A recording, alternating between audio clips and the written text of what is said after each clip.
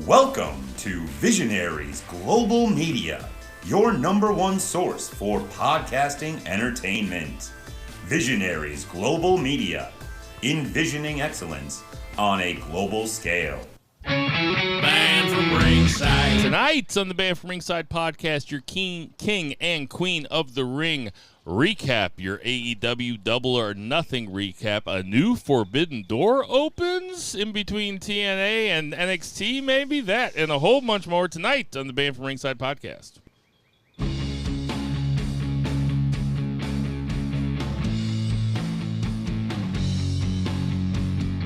Ditch that 9 to 5. It's time to feel alive. Hello, Mark. So welcome to the Band from Ringside podcast. As always, I'm your host, Bill Vagey, a.k.a. Carl Anthony Towns. And sitting directly across from me, we have Jason Cornelius Bell. What's going on, JCB? We do it big pimpin' up in NYC. It's just advice, Zach, Big Bill, and JCB, nigga. And on that lovely note, I'll ask the congregation to bow their heads as I read from the latest edition of the Band from Ringside podcast, volume 361, chapter 3, verse 14. And the good smart saith, hashtag boo the heels. It's all good, baby. Listen, share, subscribe, repeat. The holy trinity of BFR. Your boy's been dragging all day. I just got myself a little hyped up just saying that shit. Let's kick it over to our boy 3 Beer on that west side. And out there in Portland, Oregon, we have 3 Beer. Zach Pullman, what's going on? 3 Beer, Zach. Beer for Western House. Oh, man. So Trump's a convicted felon. The Department of Justice is going after Vince. And I'm too hungover to celebrate.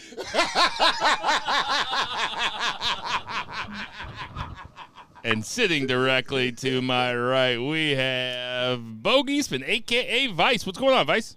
Hey, tonight's going to be Jack Perry. You know why? How's that? It's going to be lit. We are coming at you from beautiful St. Charles, Missouri. It's the best night of the year here. This is just absolutely perfect. We got 2 pay-per-views. We had a very newsworthy NXT. I texted the boys about it the other night when I was watching it the next morning. No time like the present. Let's get it started. Let's get to that 3 count. 1, 2, 3. JCB, kick it off. Let's do that shit chronologically. Saturday morning or afternoon, wherever you were in this great world of ours, we were doing a little King and Queen of the Ring tournament action. Obviously, you had Gunther, Randy Orton in the men's final, Nia Jax and Lyra Valkyria in the women's final, and we sprinkled some matches around it. The dark match obviously set up fairly quickly, but set up nonetheless. You had Jade and Bianca Belair defeat Candice LeRae and Indy Hartwell. To me, obviously the chance we're going to retain. The knee injury of Bianca Belair is the walking story of this match. If analyze it however you want to, the knee is what we need to know. It's not an actual knee injury. Obviously, this is kayfabe style. But that being said, this is going to be something to circle as the progression of Bianca and Jay go forward. You guys want to jump in? You can jump in. I don't even know what you're talking about. You didn't see this? No. Okay, never mind. Fuck it.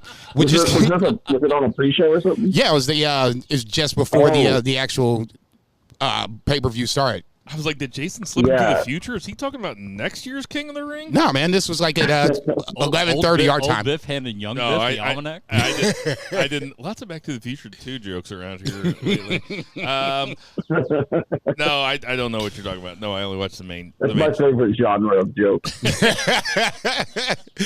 Well, fuck it. Let's jump to the main card. The curtain jerker, the upset of the weekend, I would say, called by one Zachary Pullman.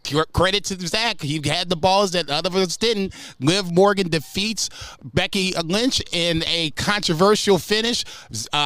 Myself and Bill were kind of arguing on the text thread about it, about how this was going to be not how the finish was, but is this the finish that Rhea Ripley was supposed to be in if Rhea Ripley was supposed to stay healthy? So obviously, Dom slides the chair in the middle of the ring, and once he did that, I was like, that's some circumstantial shit right there. It could go either way. So obviously, you had I believe it was a DDT onto the chair to finish the match. So that, at least for me, left it in doubt.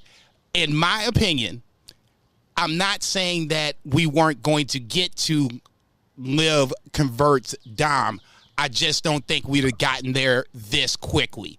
Even if Rhea Ripley was healthy and she was in this match, I don't think this is the result. Rhea would have gotten somebody else beforehand, and then we get to Liv, and Liv starts her magic, dark magic on Dom.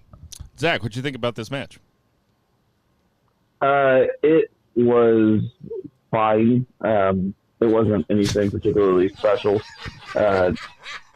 Maybe I was just distracted by Becky's outfit. She looked like an usher at the Met Gala. Dude, that was a choice. I was like, what the fuck is she wearing? And look, I get it. You got to be covered. Fair.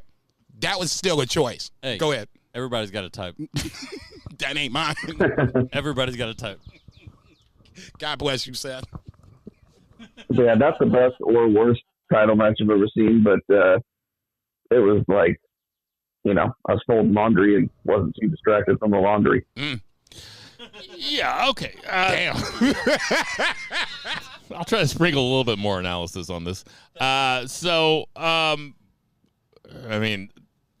don't have much more analysis to say other than what Zach said. I will say this. This is what I was saying via text thread for those of you that aren't privy to it. So yeah, right. This seemed to me, so when Edge got hurt at WrestleMania, I want to say 31, maybe 30, something like that, when he had the opening match against Alberto Del Rio, and then he eventually has to retire.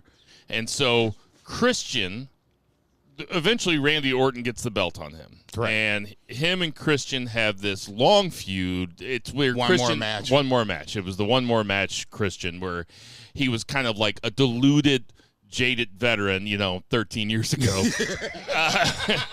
Where he's, it's pretty funny to think about. He was probably 35 years old. Right. But he Some of his best work right there, too. He won. Christian wins the title off of Orton on a SmackDown, I believe, and loses it on the pay-per-view the very next weekend. And he was just completely heartbroken by it. And what they did was, it came out later that was the whole story for Edge and Christian. Christian was going to win it off Edge, and then Edge was going to win it off Christian, and they were going to go to SummerSlam with Edge and Christian feuding. They had this whole thing laid out. Obviously, it gets upturned because Edge has his neck injury, and they just slid Randy Orton into the booking of it. I'm just trying to explain for those that don't know what I'm talking about. And so that kind of thing happens, and it's not necessarily a bad thing. No. Like, I think if they have a story that they like, they might as well do it. All I was saying, and I'm completely fine with Liv Morgan winning the title off of Becky Lynch. I think that Liv Morgan is actually kind of a more exciting choice to have the title right now than Becky Lynch. Becky Lynch, been there, done that. Let's see some fresh blood, especially while the product is hot. So I'm cool with that. What I didn't... All I was saying was this would be much more interesting if Dom was trying to help out Rhea and fucked it up for Rhea, and then Becky won the title over Rhea. It seemed to me like they were trying to do something like that, but they did it to where where switch Becky for Rhea out, not Liv for Rhea. You see what I'm saying? So if Rhea has the title, Dom comes out there to try to help Rhea Ripley, but he ends up helping Liv Morgan. That's a more interesting twist in the booking. The way they did it is fine. I don't know why they're trying to make it look like Dom doesn't want to be with Liv if the story is that he wants to. Like Joey O'Farrell on our text thread was like, yeah, it's a work, dude. It's like, okay, but who are they working? Like, are they trying to work? Are they working I don't really understand why that. Why not just have Dom turn? That doesn't make any sense to me, but it might just be a difference of opinion with the way that they're doing it. I don't know if that makes any sense. Does that make any sense, Jason? It does. I would just say this. The fact that we had 40 million people as of Tuesday downloaded, not even downloading, but, looking at the kiss between Liv and Dom, I guess you can say that they made the right call. All I will say is this. about the finish of that match. I don't want Dom to turn right now. I need Rhea to come back. I need Rhea to come back healthy and pissed. And maybe that is the wrinkle in it that they're adding to it, because it's not Rhea and because it was Becky and Liv, which is okay, fine. Pivot. Okay. They're doing a great job. Yeah, you know that's the other thing I was going to say. And you know what? The most important thing is, at least there's a story. Yeah. At least they're not fucking around with it. No. At least they're telling me a story, and I do want to see what happens next. Right, Zach? Yeah, I'm intrigued, even if it is just to satisfy my own curiosity and confusion, because I felt the same way as you as far as, like, why is it looking like an accident if ultimately it's not supposed to? But I didn't watch the kiss, but it wasn't like she kissed him, right? Yes. Yeah, I keep hearing about this kiss. It didn't happen on television, right? So supposedly, I didn't watch Raw on Monday Night Live, but I watched it obviously on a replay or whatever the case may be. And the feed literally stops as they're both outside of the ring, and Liv looks over at Dom, and Dom looks pissed, and Liv looks at Dom. And then that's when the national feed cuts off. So you had to go to like YouTube or X or something along those lines, something social media, to where you could see the finish of that match, post-match. And then Liv walks up to Dom, grabs him by the neck, and kisses him. Okay? Dom's not kissing her back. So at this point, now, like I said beforehand, the chair in the middle of the ring is circumstantial evidence. It could be that he is ultimately helping Liv, and that's what I think is going to happen. But the real big heat doesn't happen until Rhea comes back and we get the title on the line. Do we think that Dom is trying to work Rhea in Not now, he's not. Not now, he's not? No. Okay. He's slowly going to be converted over to Liv Morgan's side. Liv Morgan will replace Rhea Ripley in Judgment Day. Damian Priest, Rhea Ripley will both be ousted in some form or fashion, so that way they can be singles competitors, because they've outgrown Judgment Day. Okay, let's just call it for what it is. They've outgrown it. Yeah, Judgment Day is on but fumes. You can still do it.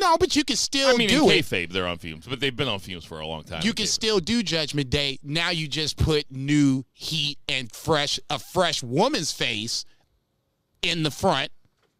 Finn Balor being, I guess, for lack of a better term, he'll be the front man on the men's side, and Dom and JD as the wingmen. All right, what was next? The Bill Veggie special triple threat match for the Intercontinental Championship. You had Big Bronson Reed versus Chad Gable versus Sami Zayn. One of the big pops, obviously, for the night, Sami Zayn getting a tremendous ovation. It almost gave me like literal goosebumps watching him come out the ring, the vignette beforehand, and them coming out to the ring. And then, obviously, this match didn't disappoint.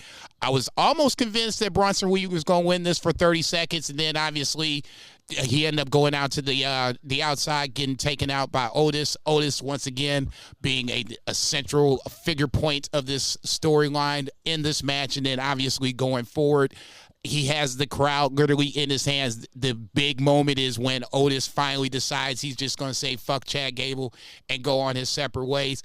Obviously, it didn't really happen here. He knocked down Bronson Reed on the outside, but wouldn't knock down Sami Zayn on the outside, which ultimately cost Chad Gable the match. Sami Zayn retains. I thought this is a really good triple threat. It's one of those matches where all three guys are talented. You had them do the moonsault by Bronson Reed. I was like, Jesus fucking Christ, how he's not even booked consistently just boggles my mind sometimes. I'm not asking him to be the world champion. I'm just asking him to be booked like a consistent, strong heel. That's really it.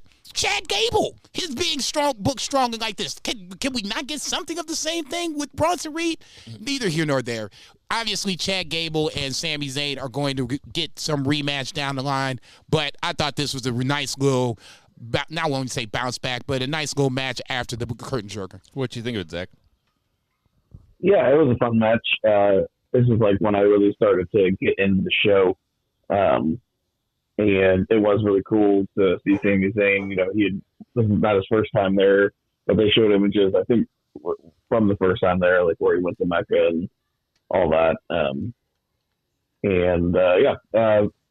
Definitely not going over there to lose. I wasn't surprised at the finish, but they did a lot of fun spots and good three-way. I mean, all three of these guys are really fun workers, and I like the teasing of the Otis turn and turning him into a baby face. I think that's going to get a big reaction. I don't know what his ceiling is, but I do know that people really like him. He's got a lot of charisma, and they're really drawing that out, which, they got 5 hours of TV every week, so yeah, this was a cool match. They probably didn't want to do too much with so much left, but it was a very enjoyable 13 minutes or so. My only issue would be I really like the double suplex spot from Chad Gable. My only issue was that Bronson Reed had to sell for so long, and he was still selling after all the Otis stuff, and then the Haluva kick. He still was selling when he took the Haluva kick from Sammy.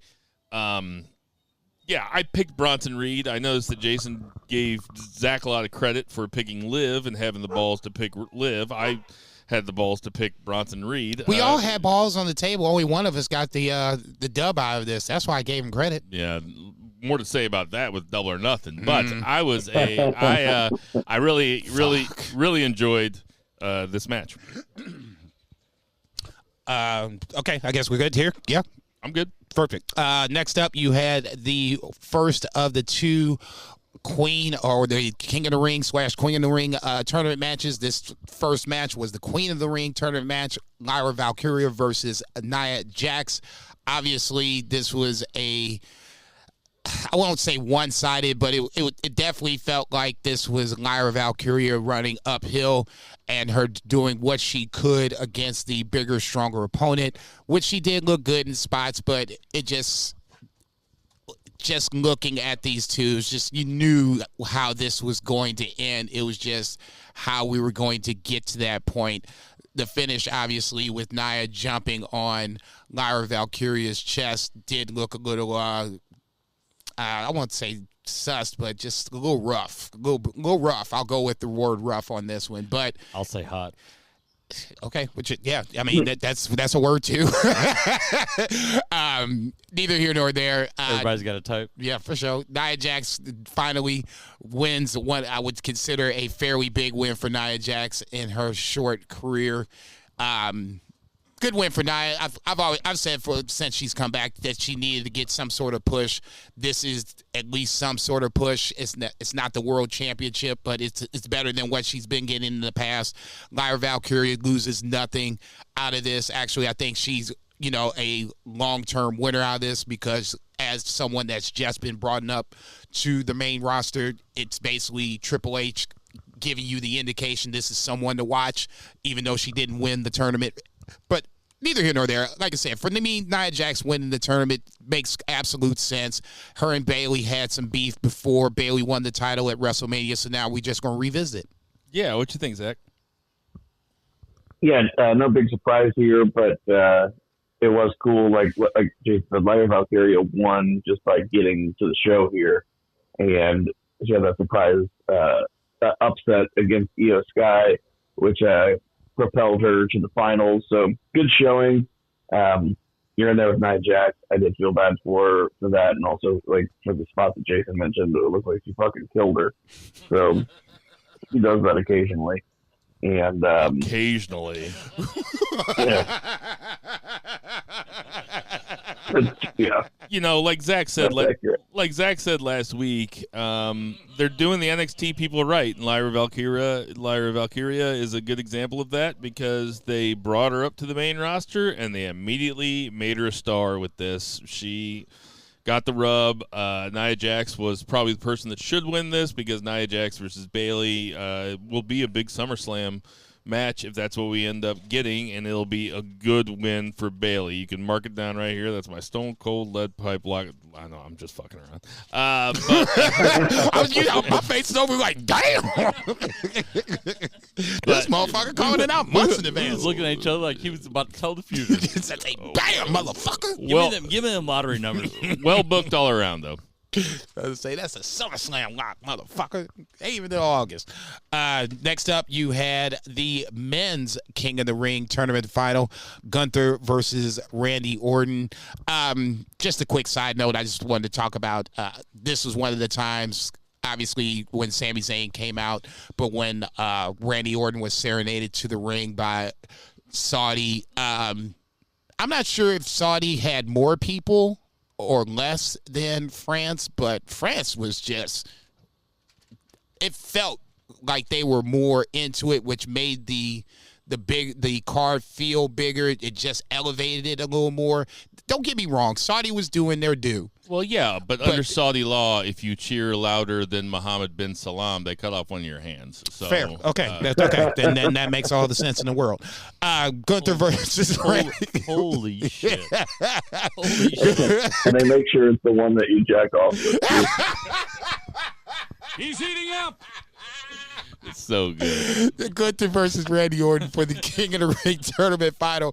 This was one of the two matches. Obviously, I'll speak for myself. I was looking forward to, and it did not disappoint. Even the finish was okay. I guess I'm gonna have to let this slide, but they immediately made repercussions of this, and not repercussions. They owned it. They owned it and made up for it fairly quickly. And neither here nor there. We'll talk about that in a second. Gunther having this submission, I thought really was one of these matches that stood out because Randy had the I guess it was the knee or whatever that it was his left knee that he had banged up coming into the match. Obviously, that was from SmackDown from the night before. And then leading into this match, it was basically the target. So I was sitting there thinking to myself, how is Gunther going to get into this point where he can get into the knee and try to tap Randy out? This is how good both guys are in this scenario. Gunther is so good. At one point, he basically rolled out of a Boston Crab, reversed it, and then got into like a knee bar, and then like moments later, he's jumping off of the fucking top rope. And Randy's just basically, the physical, just, I guess, equal, tall, not as big as Gunther, but just basically as tall. So now you have somebody that looks like he's equal to Gunther, and that's very rare. Randy's taking those shots like nobody's business. So for me, both guys I thought looked really, really good coming out of this bad boy. To me, like I said, Gunther winning, not really a big surprise. The finish was just one of those times like, son of a bitch. I wish this shit wouldn't have happened. I wish the ref would have, made it audible, but neither here nor there. Everything up to that point was what I expected, and then some. Randy putting Gunther over. To me, it's going to happen again over whatever. Was that in Glasgow? Is that Clash of the Castle? Yes. It's going to happen again, so we're just going to put the cherry on top. We'll probably do some more crazy shit, but I thought this was just as good enough for me. The next go-around, which, like I said, would just reinforce it all. What you think, Zach? Yeah, this match is awesome. Randy Orton is awesome, and Gunther is awesome. I picked Randy Orton because of the eventual outcome that I thought would be a bigger match, but then Gunther is not challenging Cody. He's going to go and challenge, Damian Priest or maybe Drew. Almost said Drew Barrymore. Damn it. Not kidding. I think it was Drew McIntyre. Freudian slip. I just thought it was like Gunther just chopping up. Anyway, Randy Orton probably could have been like, hey, don't chop me. But he took him, and that match ended up being real good. Like we expected, but this was very solid.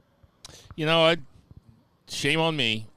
This kind of outshone my expectations. I knew that, like, intellectually I was imagining it to be good.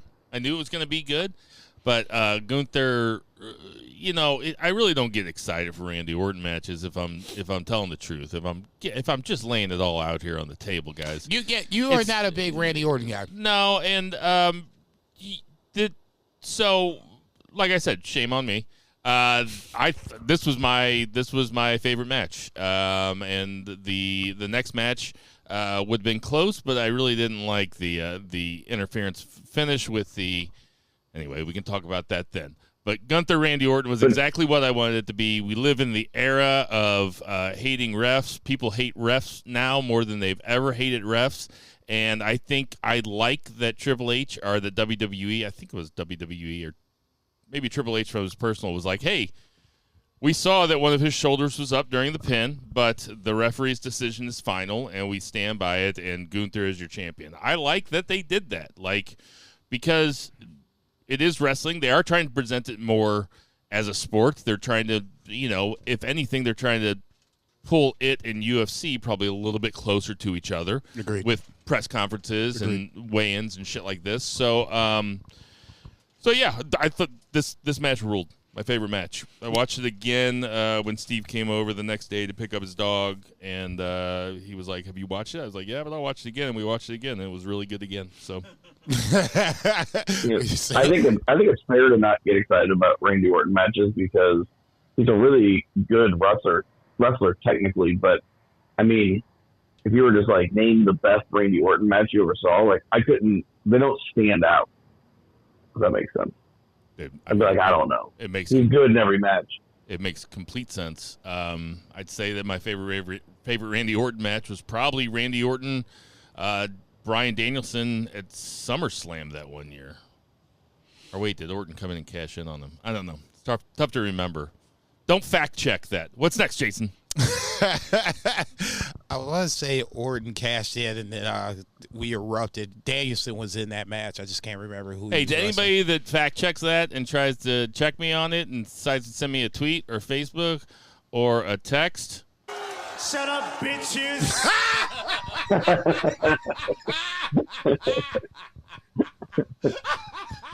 Bill's been running a lot lately, so now we're seeing how fast he can backpedal. Hey, Bo. Shut up, bitches. That motherfucker is going to have a life of its own. One upturn might have just been usurped. Oh, my Lord, have mercy. Main event time, Logan Paul versus Cody Rhodes for the WWE Undisputed title. Like I said last week, I had high expectations. I thought they, for the most part, were pretty much met. I don't necessarily think that Logan Paul is going to be a champion at any point, but every time I look up, he's in a high-profile match, and every time I look up, he does something that makes me think, you know what? He's the mailman. He delivers. He's going to be champ one of these goddamn days, man. I swear to God. We could see the in-ring athleticism, the ability. It's not even that, at least for me. The character is where, especially in WWE, I think you need to have to really ascend to that next level. I know people have been kind of down on Cody's run so far. I've been hearing some rumblings about Swerve. We can talk about that and compare and contrast that at some point because I'm going to ask you guys, so just be ready upon that. This month's Logan Paul dick sucking session is brought to you by JJ Twigs. JJ Twigs, everybody. Down on Southampton, just 3 blocks south of Eichelberger. My neck of the woods now. No, I have no problem with it, man. Look. No, I know we're gonna suck his dick for the next 5 minutes. Yeah, so Zach, go please start sucking. You know who's dick I want to Zach, suck? all the way out there from Portland, grab some balls. Do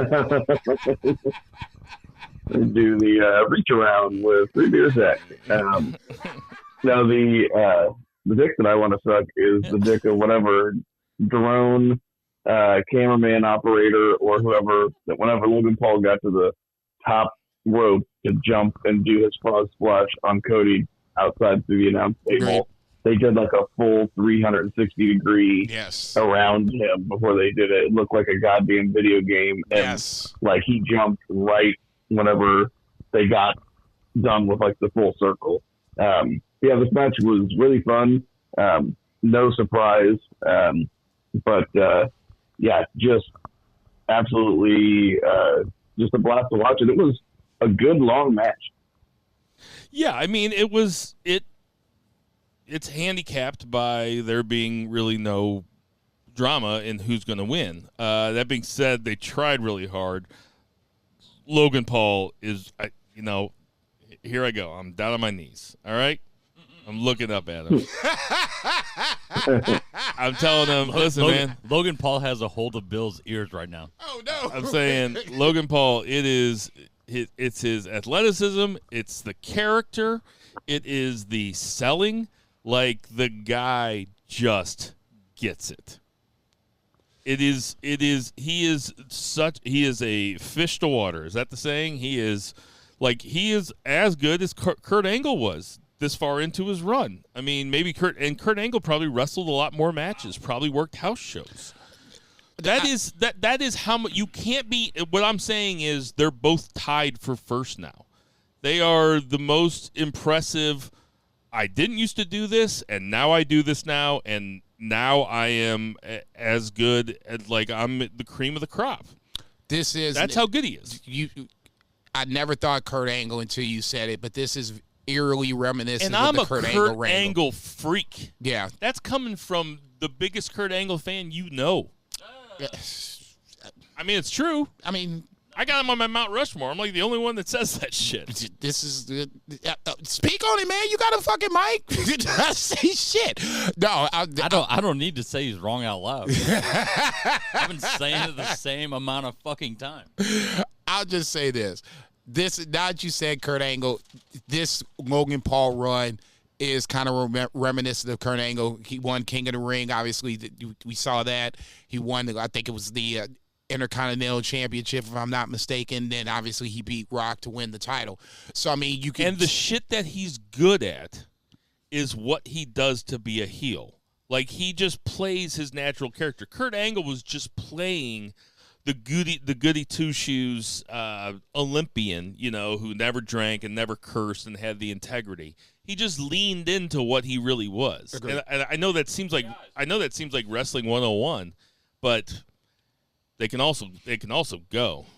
This is true, and I think that's to me the biggest takeaway from it is that Logan Paul, Kurt Angle, Logan Paul dream match can just go. If we can get a time machine, yes, I would totally do that shit. 2001 Kurt Angle versus 2024 Logan Paul. Come on. Who's saying no? Oof. Okay, so let's talk about the finish, because to me the finish is something that we all kind of.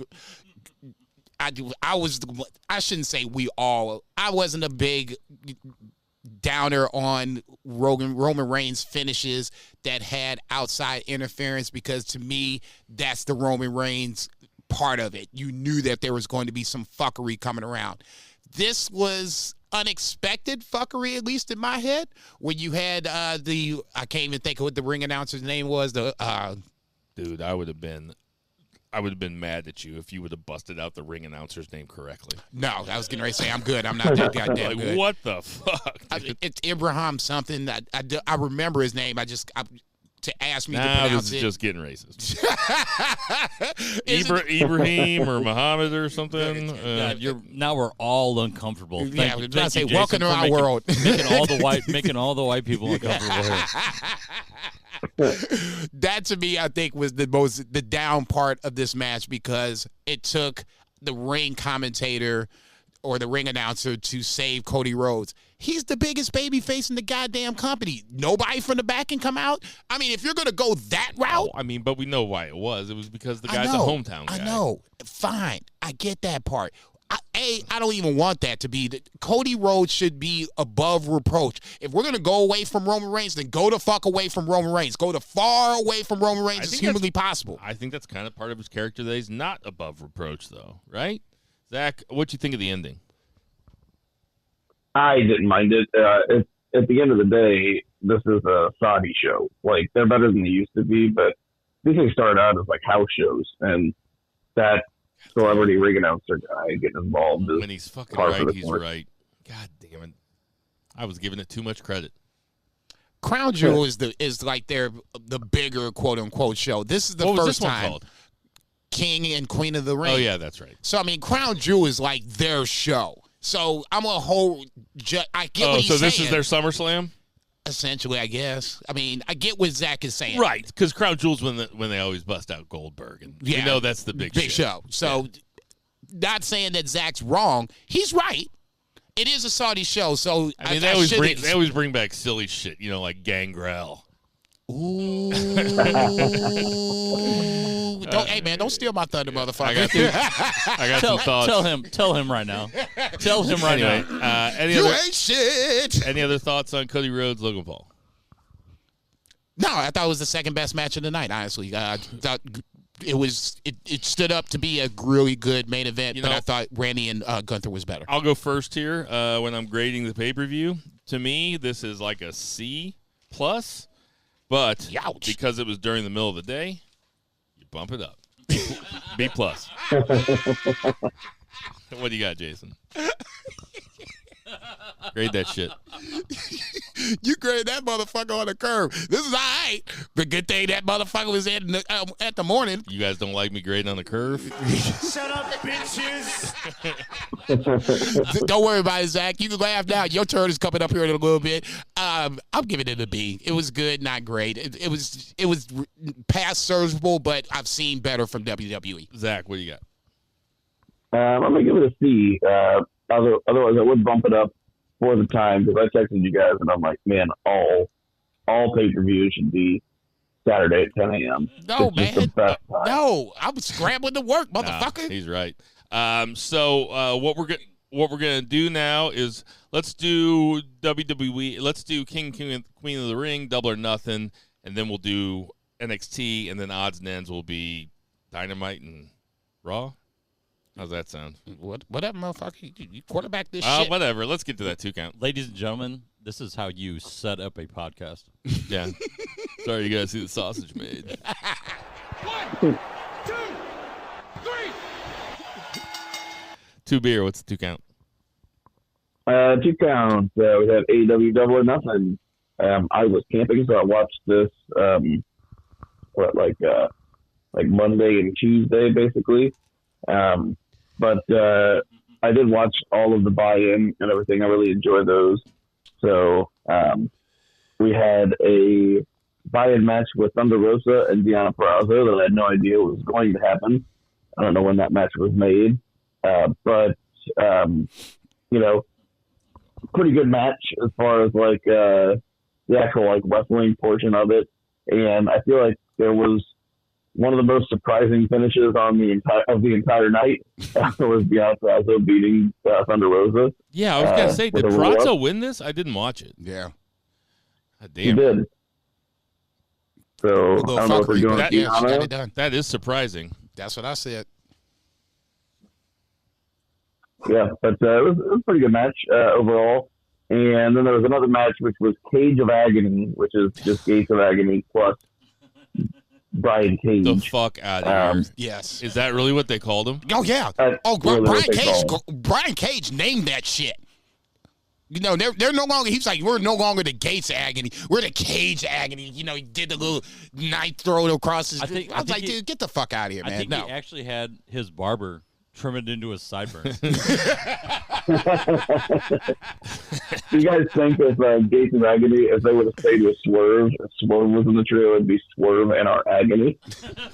Dude, I was going to say, hey, Swerve and Keith Lee, you guys are off the hook. We got a new worst one in town. But let me think about this. I think Swerve and Our Glory still might be worse. Hell no.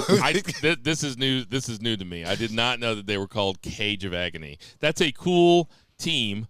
That's a cool team. Mm-hmm. Those 3 dudes are cool. Mm-hmm. Whew, that's a bad name. Oh, my God. What's next? They're going to call themselves the Final Testament?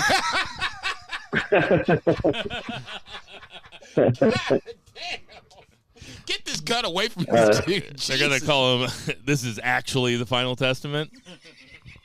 The real Final Testament? No, man, we're serious this time. Yeah. Volume 2? We're the last one. 2.0? 2.0. So who did they wrestle? They wrestled the Acclaimed Daddy Ass. And, oh, my God. Yeah. Tell me they won. Yes, explain that again. It's definitely one because No, that's the wrong team. 16-year-old No, I'm talking band- about Cage of Agony. I'm like, tell me Cage of Agony won.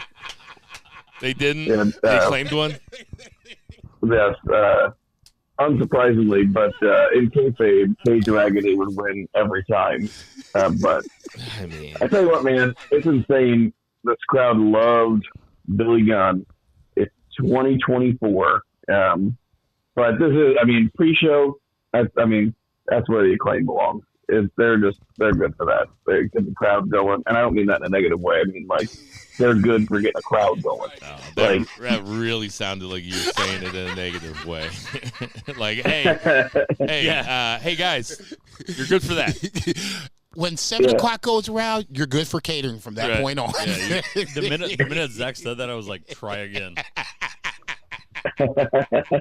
It's like when it's like Zach says something to the wife, and the wife just look at him like, no, not so much. No response, just cold deadpan stare. Were those the only 2 pre-show matches? Yes. I think so. Yeah, those were it. But Max Caster did have a good rap. Basically, like the whole thing was that. Now, man, don't try to make it up now. It's too late. He didn't know the names of the Gates of Agony. It was like that. And like he had a fun promo before it too. So I was really glad I watched the pre-show. It was pretty entertaining overall, even though it was an hour and a half long with all the video packages. Yeah. And then the show opened with the best match on the show.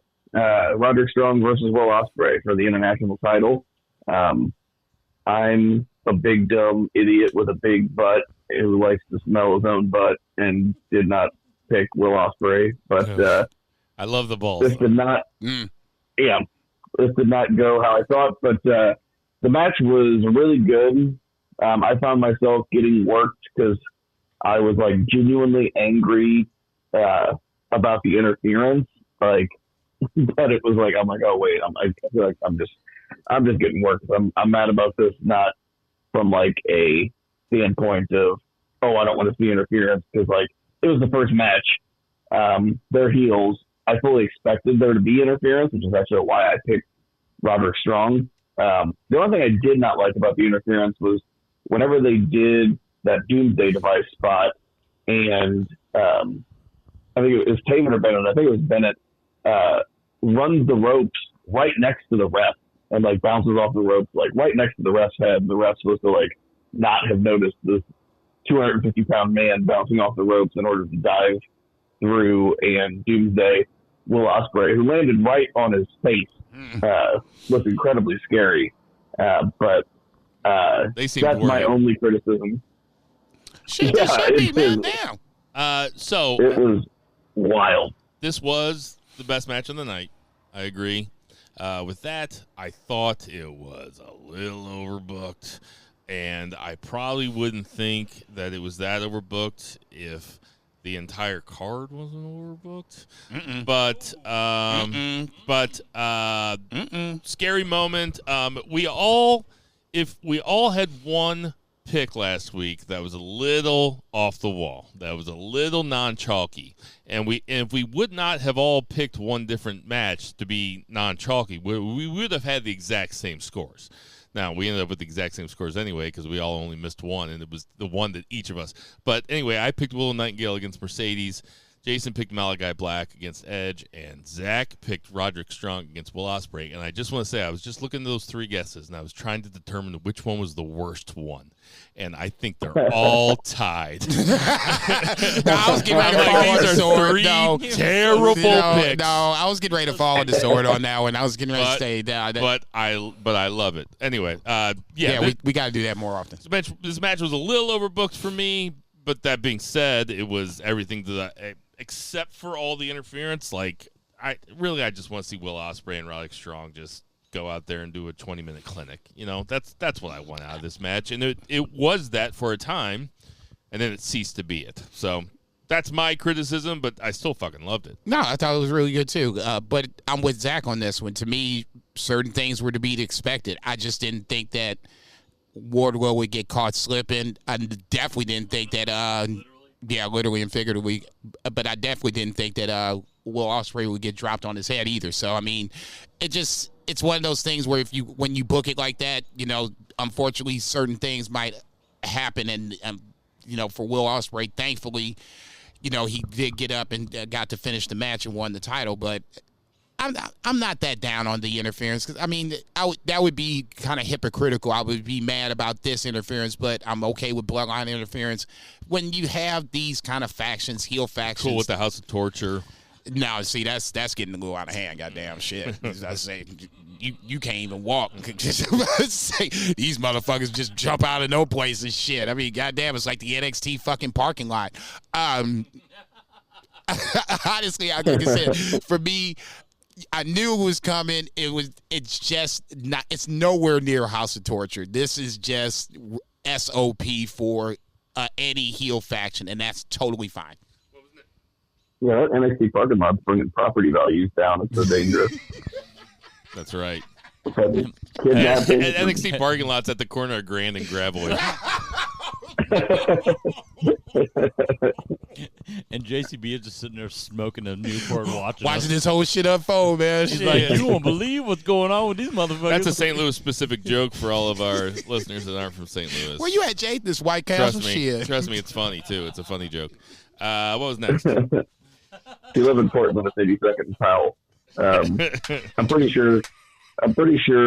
Like if I saw somebody just like masturbating with like a severed arm, like using the hand of a severed arm to like jerk off with, I'd be like, yeah, I'm just gonna go to 7-Eleven. It'd be normal. I'd be like, is that arm Saudi Arabian? Yeah. Or you could just turn your TV off. There's a choice. just close your U-Pour insert. Adam Cole made a surprise appearance, so he came out after the fact. I thought he was going to be involved in the match, but he was just like, I'm not even supposed to be here today, and pulled out the devil mask, and then a video, like lights went out, and everybody's like, oh yeah, and a video plays for obviously MJF going around like from his perspective, and it's got like the Burberry scarf on like a mannequin, and it's got like his like dog collar and like chain and everything, just a bunch of like historical like mementos from his career in AEW, and music hits. He comes out, his hair is not done.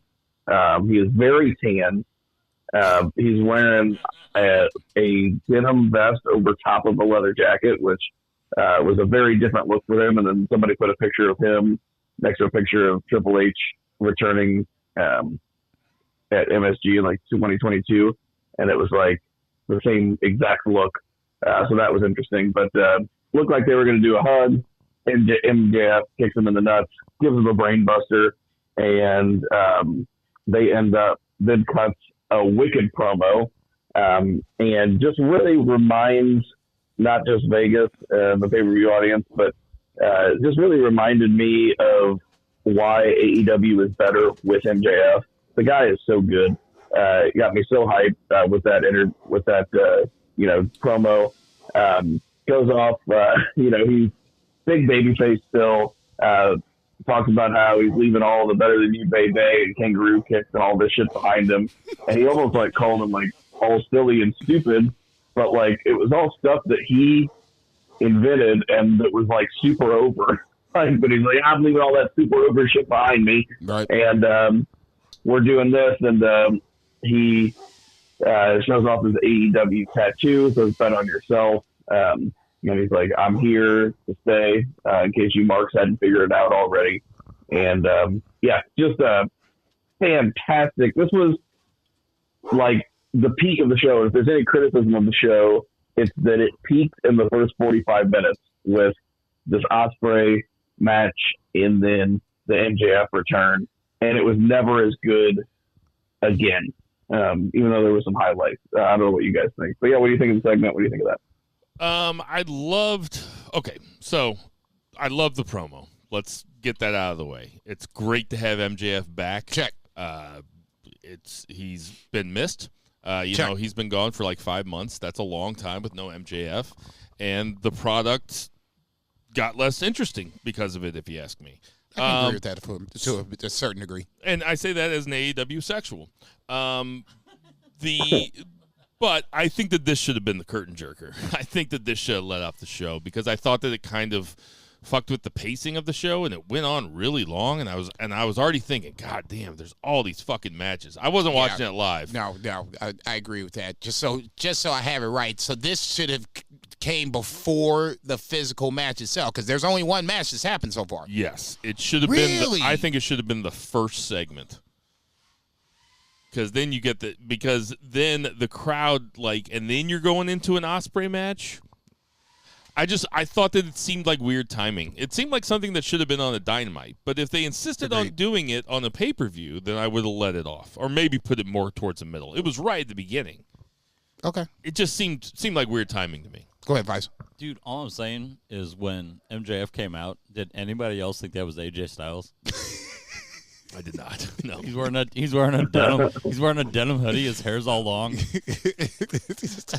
I'm like, oh my God, it's AJ. I was like, AJ Styles? This is gonna be the shit. Right. I thought it was a hornswoggle dressed up as Triple H for Halloween. Motherfucker. See. Standing on a stool. Come on, man. Come on. See, you ain't supposed to be encouraging this motherfucker either.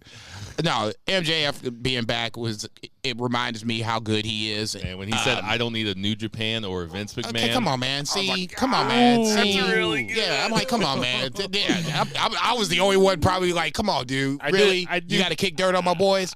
I'm not the first one to point this out, but the tattoo is where nobody will ever see it again. The guy wears boots to wrestle. And yeah, for somebody that makes a lot of money now, the tattoo seems a little...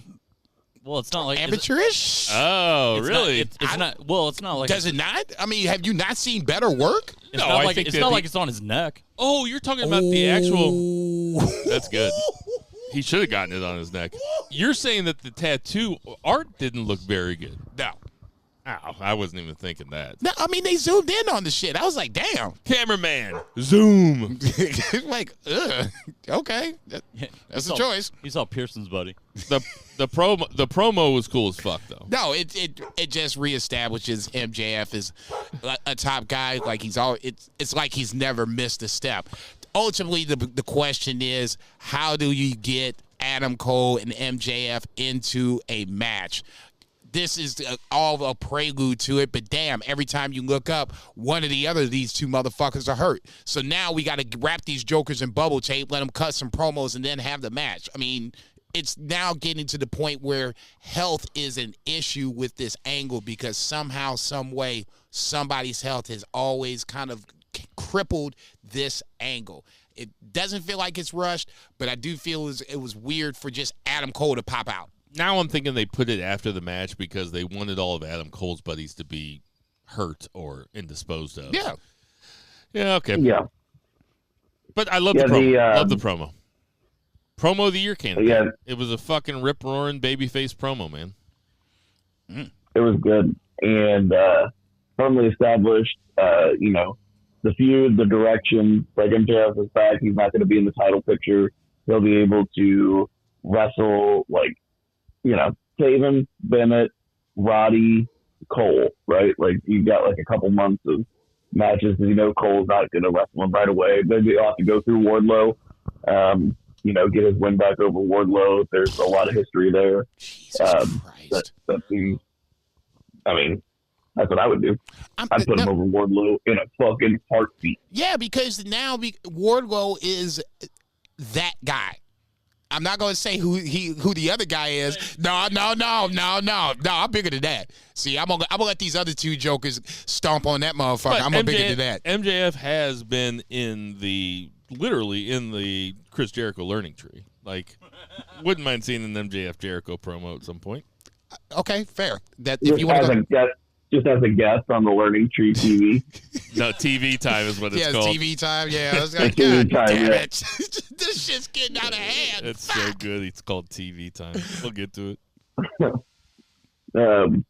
the show peaked right here, and then we had a very fun match with the Bang Bang Gang beating Death Triangle to retain their 9 belts, and Juice Robinson returned. So there was like so much going on here. So whenever you talk about overbooking the show, I think that's a valid criticism because there were so many angles, and it's like you have TV that you have to like produce. Like they have 5 hours of TV also.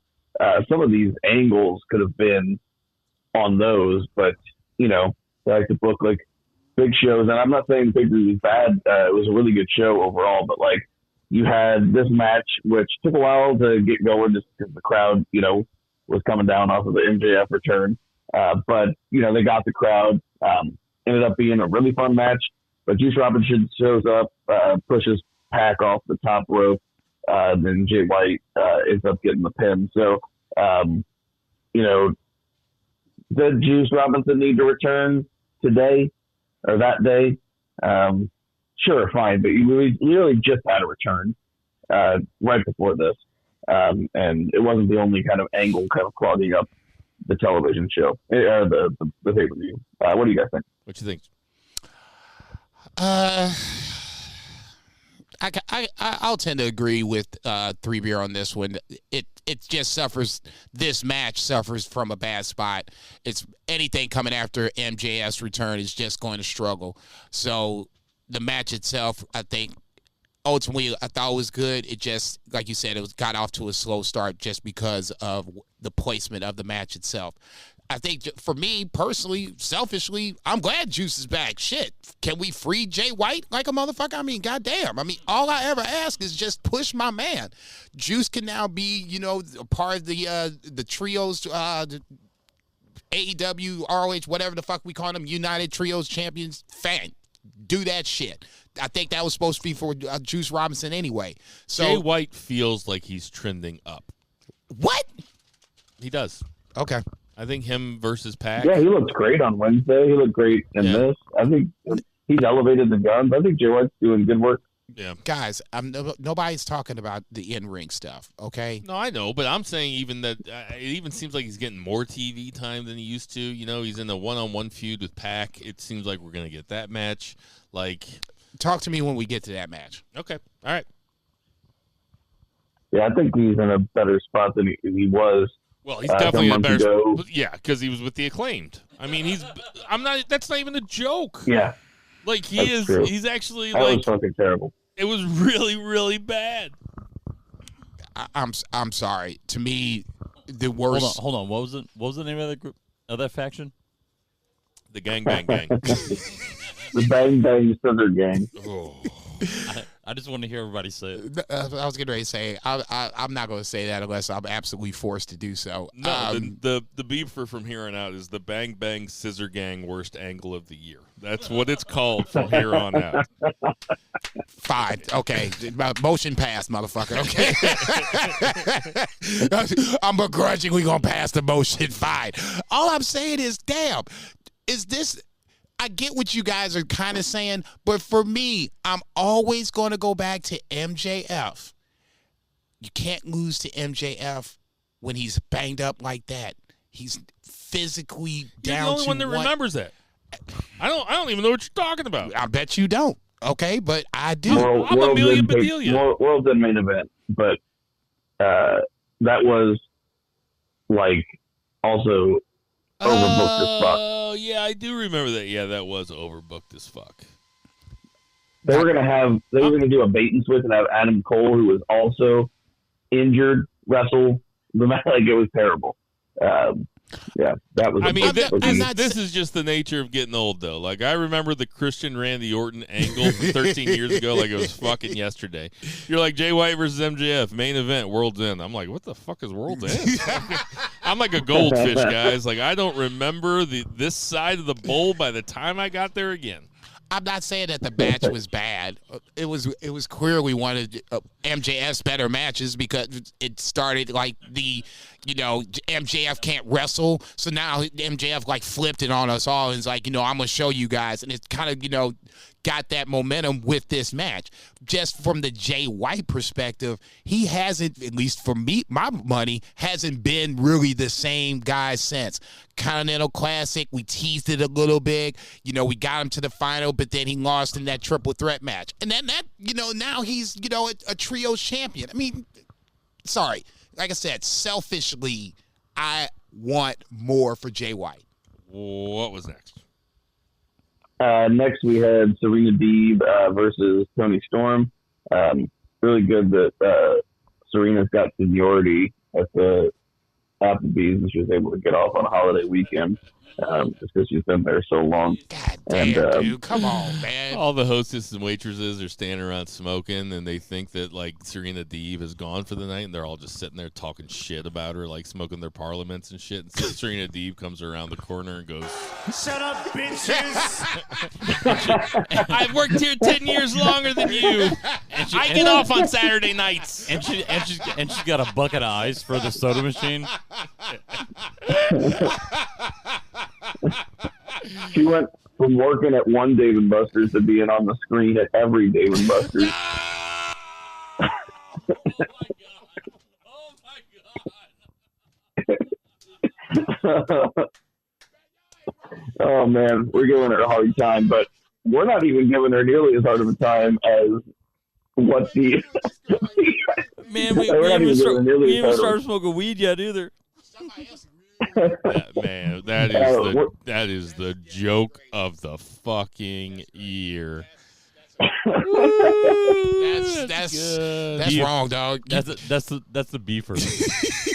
That's a beefer. Zach should we need to give Zach his own beefer award. The Zach Beefer joke of the year.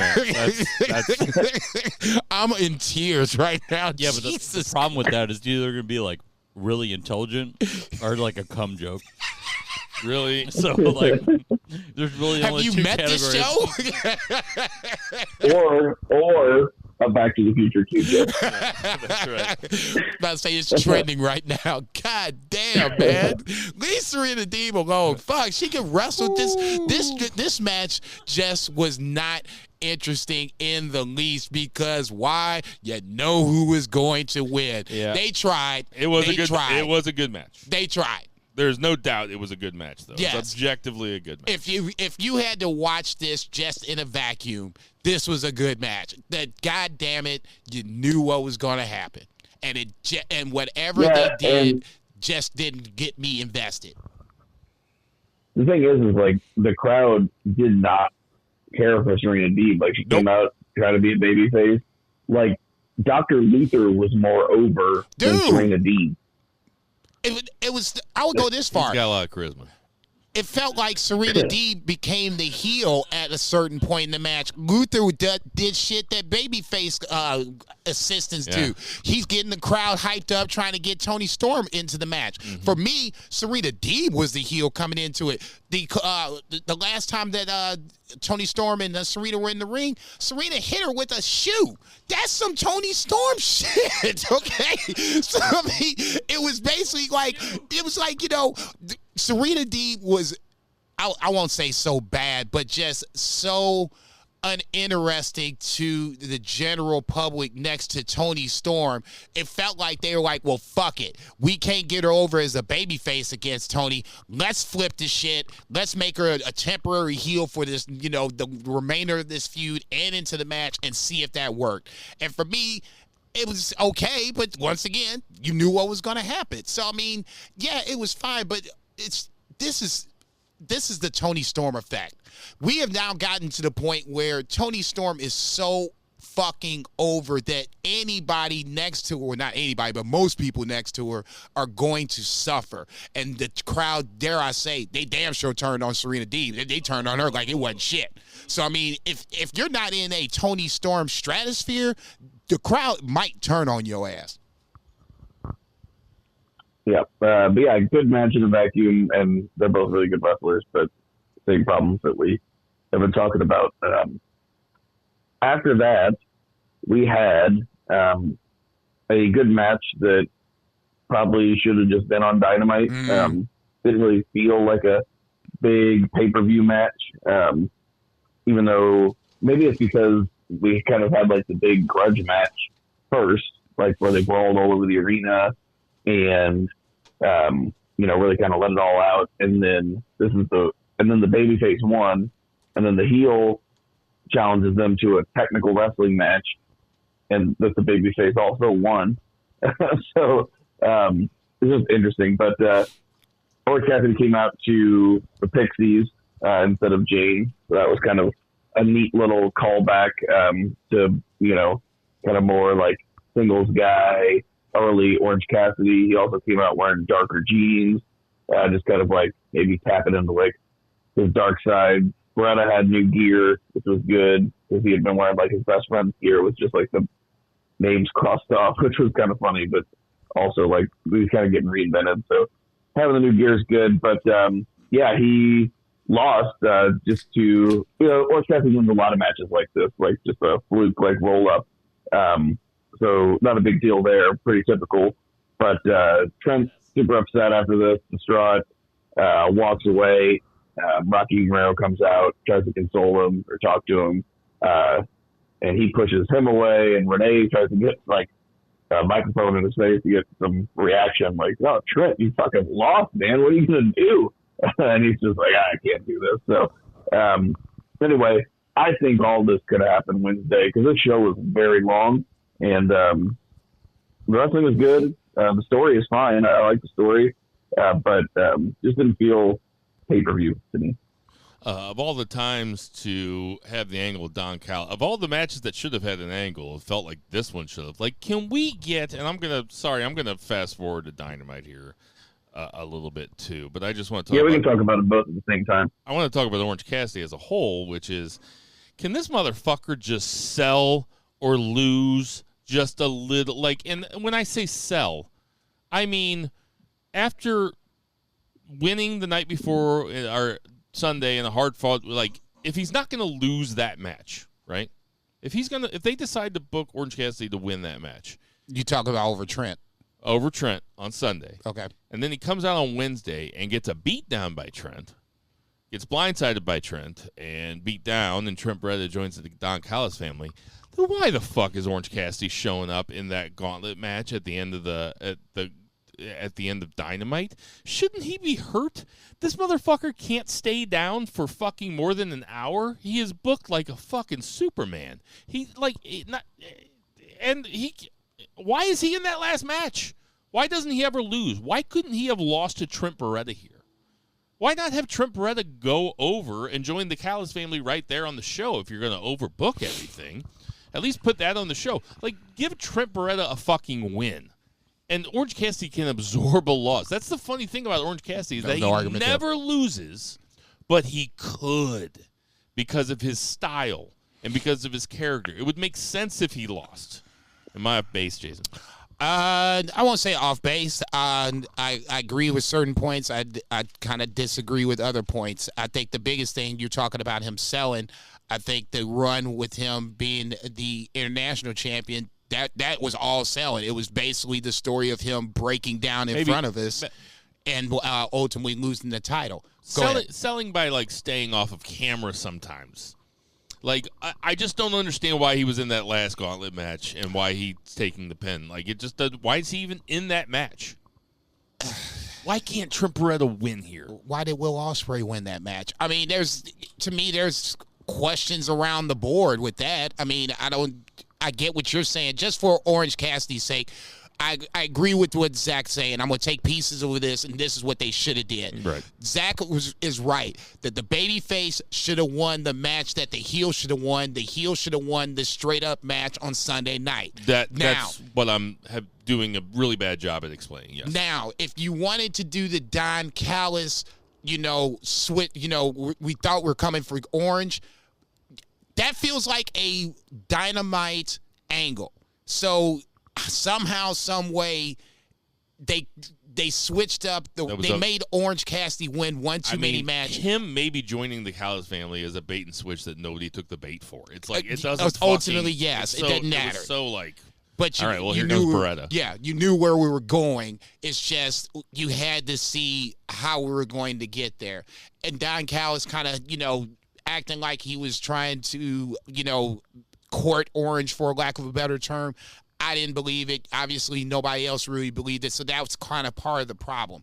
Ultimately, just because Trent is a part of the Don Callis family does not mean long-term success. I would assume somewhere, sometime, he beats Orange Cassidy. This wasn't even on Wikipedia, so we didn't even pick it, which if we would have picked it, I probably would have picked Orange Beretta. Cassidy. I would have picked Orange Cassidy. This was the time you'd had to show me. I'm not giving you that point. I'm not asking for the point. I'm just saying, you'd had to show me. I did love when they beat down Orange Cassidy and Don Callis and Trent did the best friends hug that Don Callis Put his foot on him. Orange Cassidy.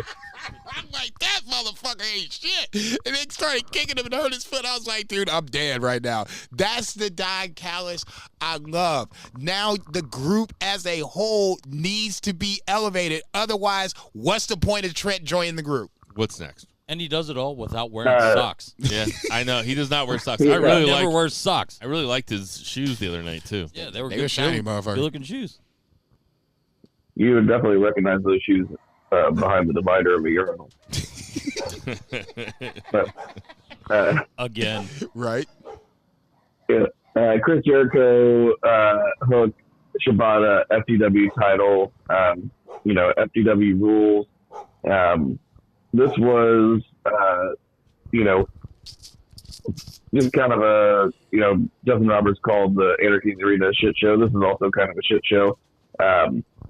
For the wrong reasons. Yeah. Kind of one of the funniest bits that made this unique was Jericho pulled out a bag and, you expect thumbtacks or something because it's a no DQ match, kind of a hardcore style match, and it ends up being dice, which is pretty creative. It's 2-0 there in Vegas. Also, dice seemed like they would suck to take bumps on. These guys took a lot of bumps on dice. Lots of suplexes, including like a very high angle double suplex that Jericho landed like right on his fucking neck. That looked terrible. But Big Bill showed up, which we expected to because it's a, the no rules match. So, of course, Jericho's heater is going to show up. But he ended up going through a goddamn table. And I swear, like, if he would have just been a little bit to one side, I think the table legs would have impaled him. And it was very scary. Lucky. They were close. That was the scariest thing in this match. But, yeah, it's just it was fine. It was just kind of, like, you want to have some kind of variety on the show, but we were already going to get the hardcore Eric in the arena. This could have been on TV also. This was superfluous. This could have been, a main event on the Dynamite or something. I know that the bounty hunter Brian Keith was listening to the pod last week, and he decided to say to Bill, JCB, and Two Beer Zach, "Shut up, bitches." For the record, okay, I wasn't making fun of the motherfucker, okay? You two, however, it felt like it was a comedy skit. You said something, he said something. You said something, he said something. For the record, if we have to go back, I was defending Brian Keith up until the flamethrower part. Then I was ready to jump in. For the record, as somebody that wasn't here that just listened, did you laugh? Oh, yeah. You laughed hard as fuck. Oh, yeah. Oh, yeah. I'll say this about Brian Keith, too. Pretty nice little promo on Wednesday night. Oh, stop I it. liked it. I liked his delivery. Stop it. I liked it. He's the good. heater of the learning tree. That nigga there just to eat I some thought he was going to be bumps and nervous. take He some wasn't piss. nervous at all. That was a good promo. He wasn't. Okay, I will give you credit for that. However, I was rooting for him. when that motherfucker came out to the ring and he started to attack Shibata and Hook, I'm like, son of a bitch. I was thinking podcast. Let's pod right now. I'm like, they just throwing old Brian Keith out there for some more random ass jokes from these motherfuckers. I'm like, God damn. Good for him. That's a big spot. That's a big spot for him.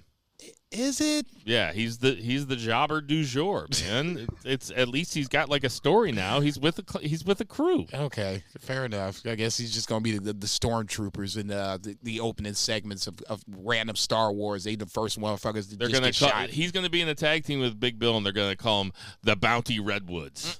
Hey, you know what? We'll just see how he ricochets off this. Stop. Leave my boy alone. Free Ricochet. Yeah, I'm glad he's part of a story. Yeah, because otherwise he would just be like losing matches on Rampage. Just better. Yeah. He still will. It's just going to be a part of the learning tree. Don't get it twisted. That should be Boulder's job now.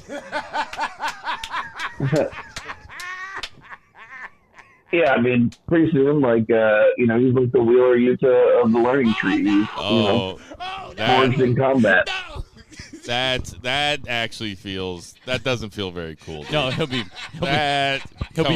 forged in lumber. So there's a line here. There's the line is you can't compare him to Wheeler Yuta. Because if Wheeler Yuta and Brian Keith were in the same room together, Wheeler Yuta would be Brian Keith's little brother too.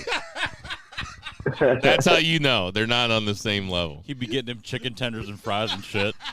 When you got two little brothers, just got to figure out which one's the older one. Stop. God damn. 361 episodes.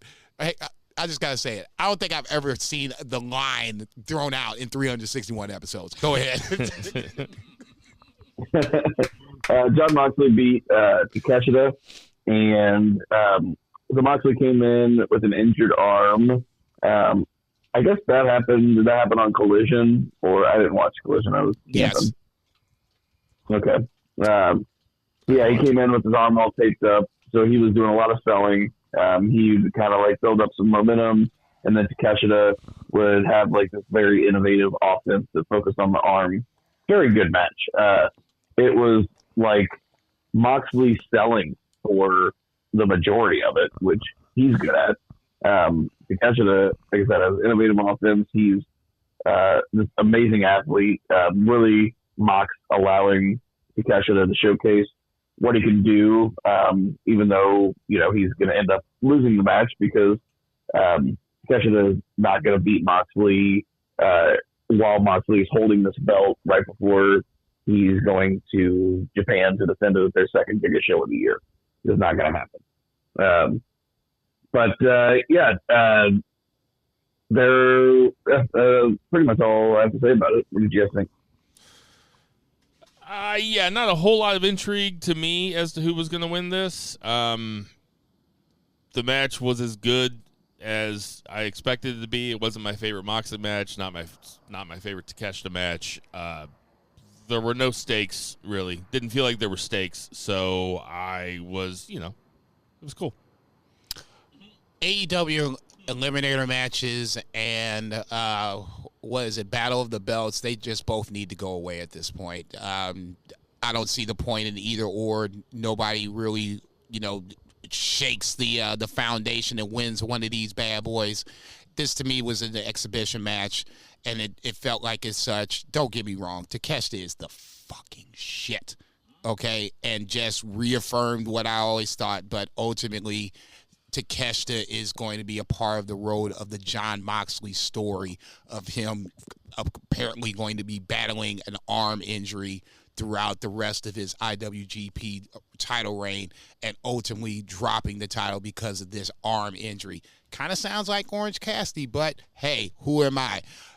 Ultimately, who he drops the title to is what I'm more concerned with. The story being told, fair enough. Show's going to hurt his arm against Evil, and Evil's going to win. You can call him Sholo Sikoa.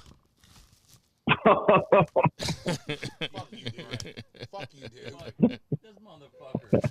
Dude, what the fuck, man? That shit happens. I'm driving out here and fucking you up. What was next? Next was Adam Copeland versus Malachi Black for the TNT title.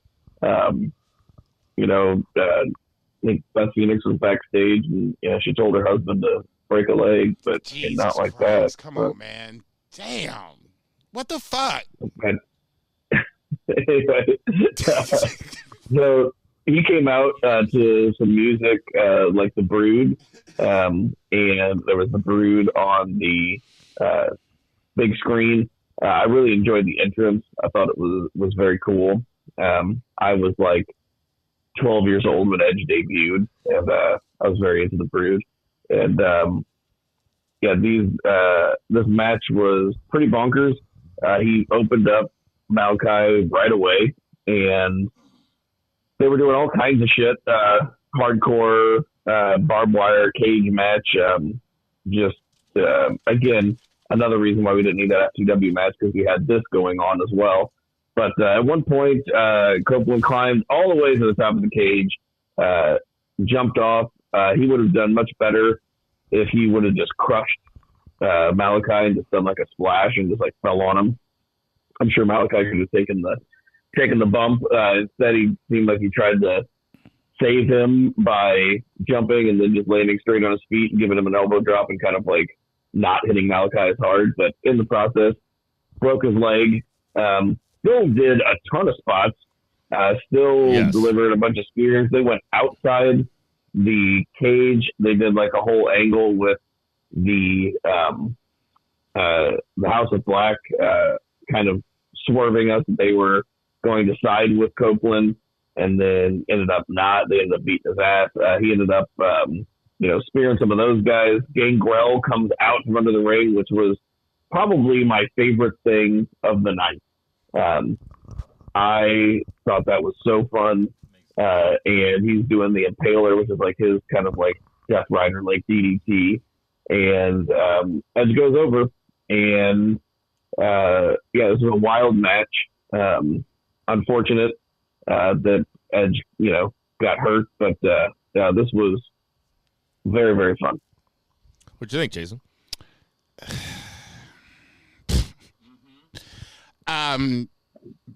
Just the knee-jerk reaction is the Malachi Black and the House of Black are officially dead now. There's nothing that I can see them doing at this point, at least the way that TK books, that can bring them back from this point.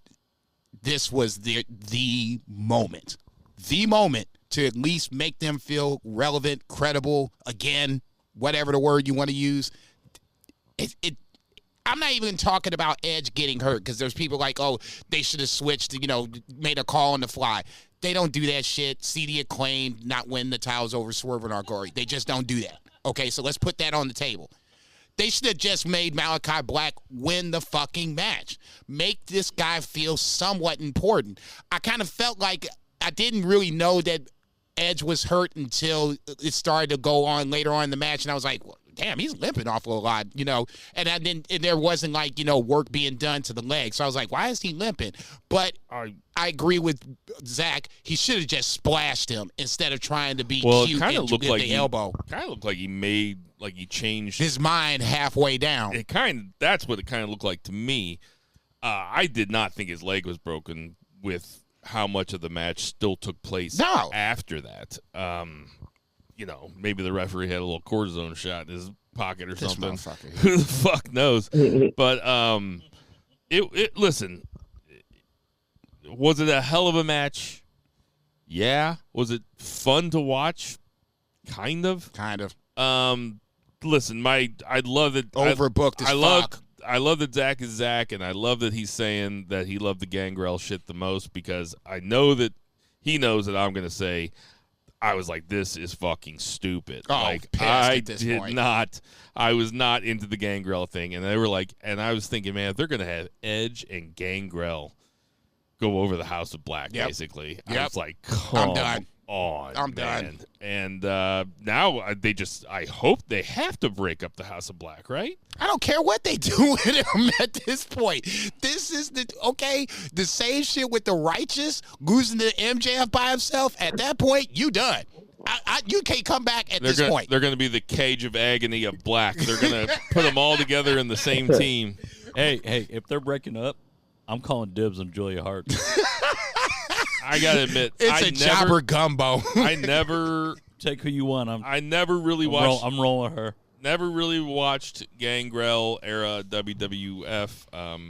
I think I was watching WCW at that time. That's like around 98, right? Feels about right. Yeah, I didn't really watch it. So, I didn't know what his finisher was. I didn't know if those teeth were real. They are. Like, those are implants, right? I guess. I mean, it's not like he's wearing. He didn't buy him at Johnny Brock's, is what I'm saying. You just say you give me far too much credit on my wrestling knowledge. This is where I start drawing the lines. I'm glad Gangrel got a paycheck. I am not happy. Even if Edge wouldn't have gotten hurt, that means that Edge they're giving him the Sting booking. Come on, guys. He had to put that entire payday right onto his Spirit Halloween credit card. God damn.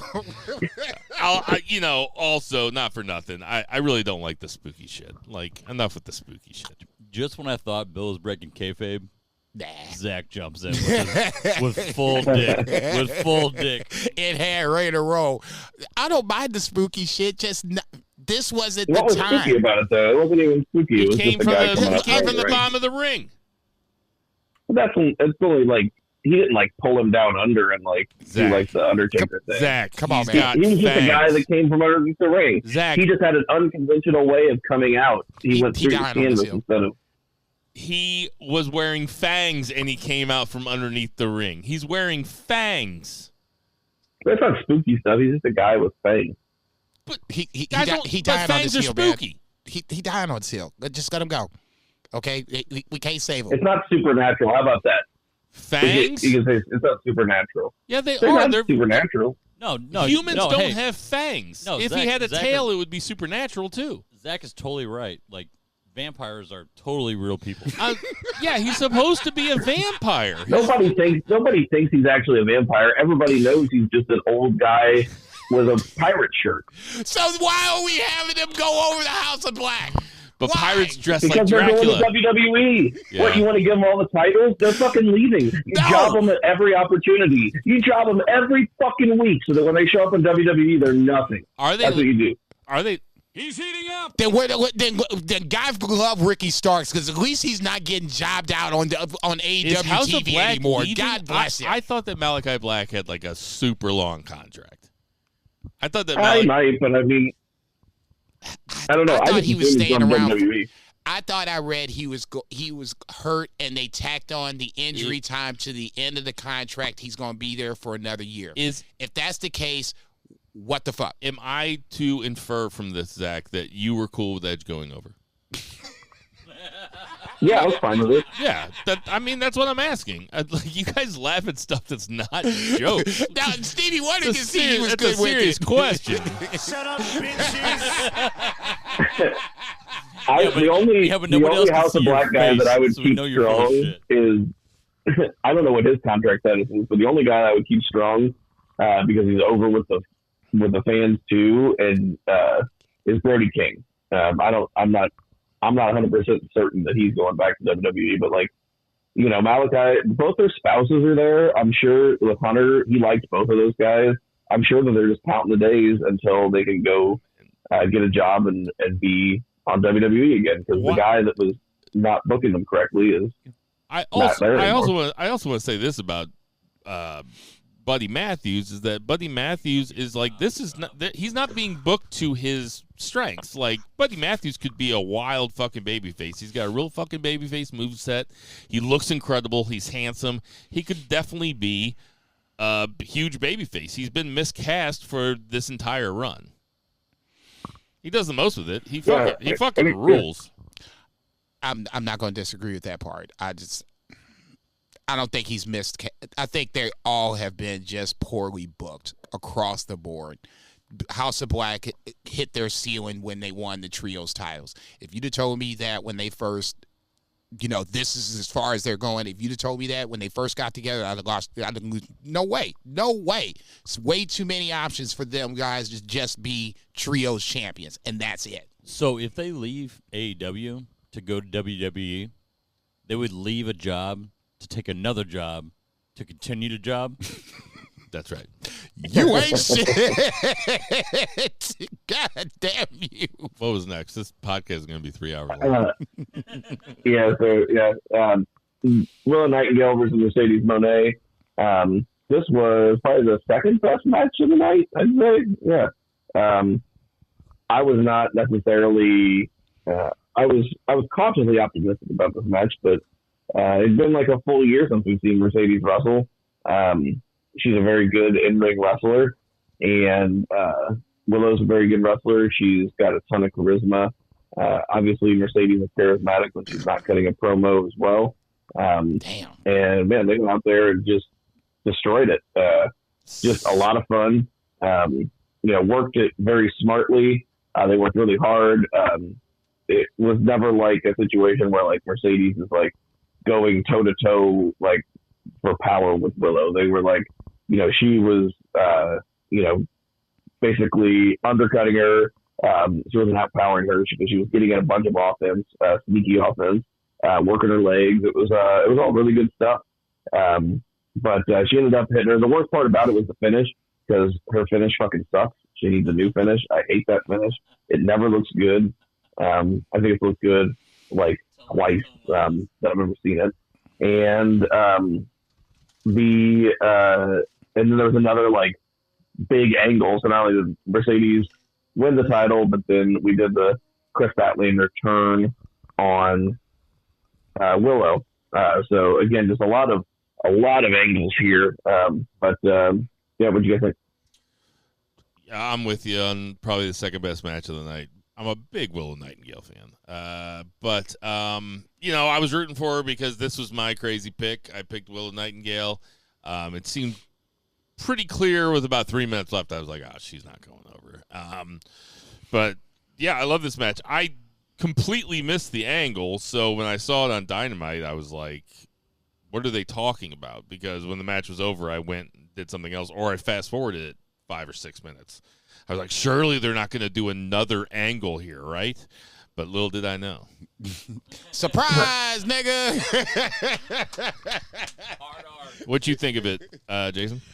The match I thought was good. I was with Zach on this one. I was kind of on this edge of my seat just to start because we haven't seen Mercedes in a while, and I think, at least personally, that was part of the reason why I wasn't really invested into the match until it started to get physical in the ring where Mercedes was taking bumps. So I was like, okay, we got that check mark out of the ring, check mark out of the way. Big versus little always kind of works with Mercedes because obviously she's on the small side and she's done this plenty of times with WWE. I'm not going to call her the GOAT of women's wrestling. I think that's just her being, healing it up a little bit.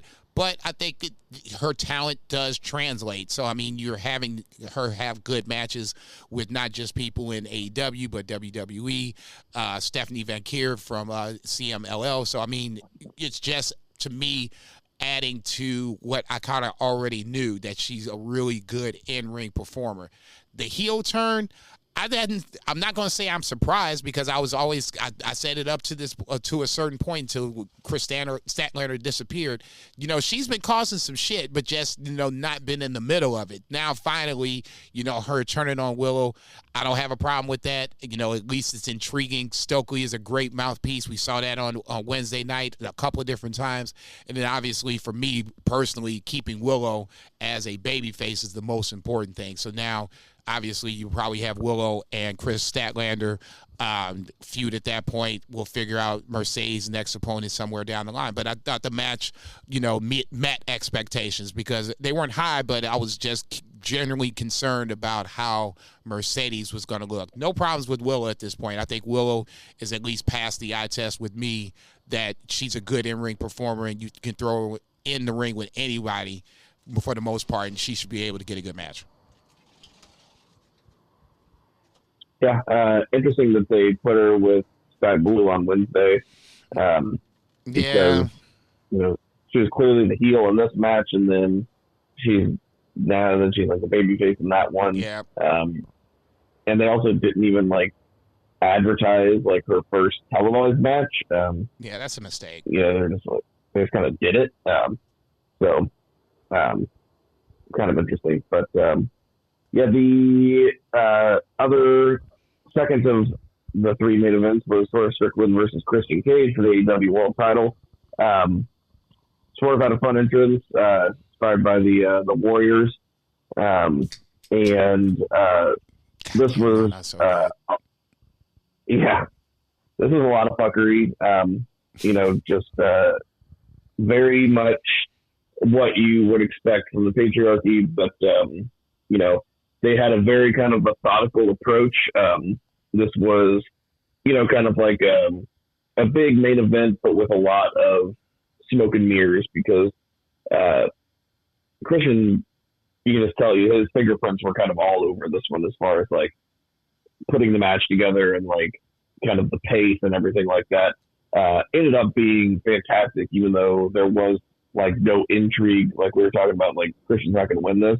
He did get the crowd to get them to think that he was going to win it at least once, which is pretty cool. But yeah, all kinds of fuckery. They ejected the patriarchy, but ended up Swerve overcame, Swerve stomp, house call, pins Christian Cage. No big surprises, but a very fun main event. Yeah, again, this match would have been a lot better if it hadn't been after a bunch of other matches that had a bunch of fuckery. I mean, bottom line, Christian's great, Swerve is great. It's a nice championship defense under his belt.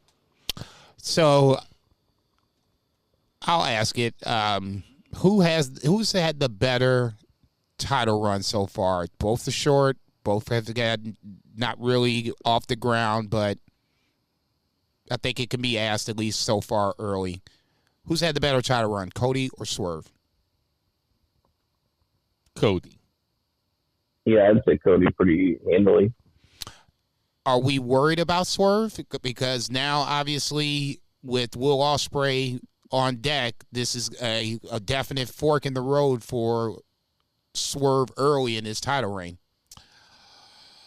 I'm not worried about him, because even if he lost the belt, I wouldn't be worried about him. He's still a star.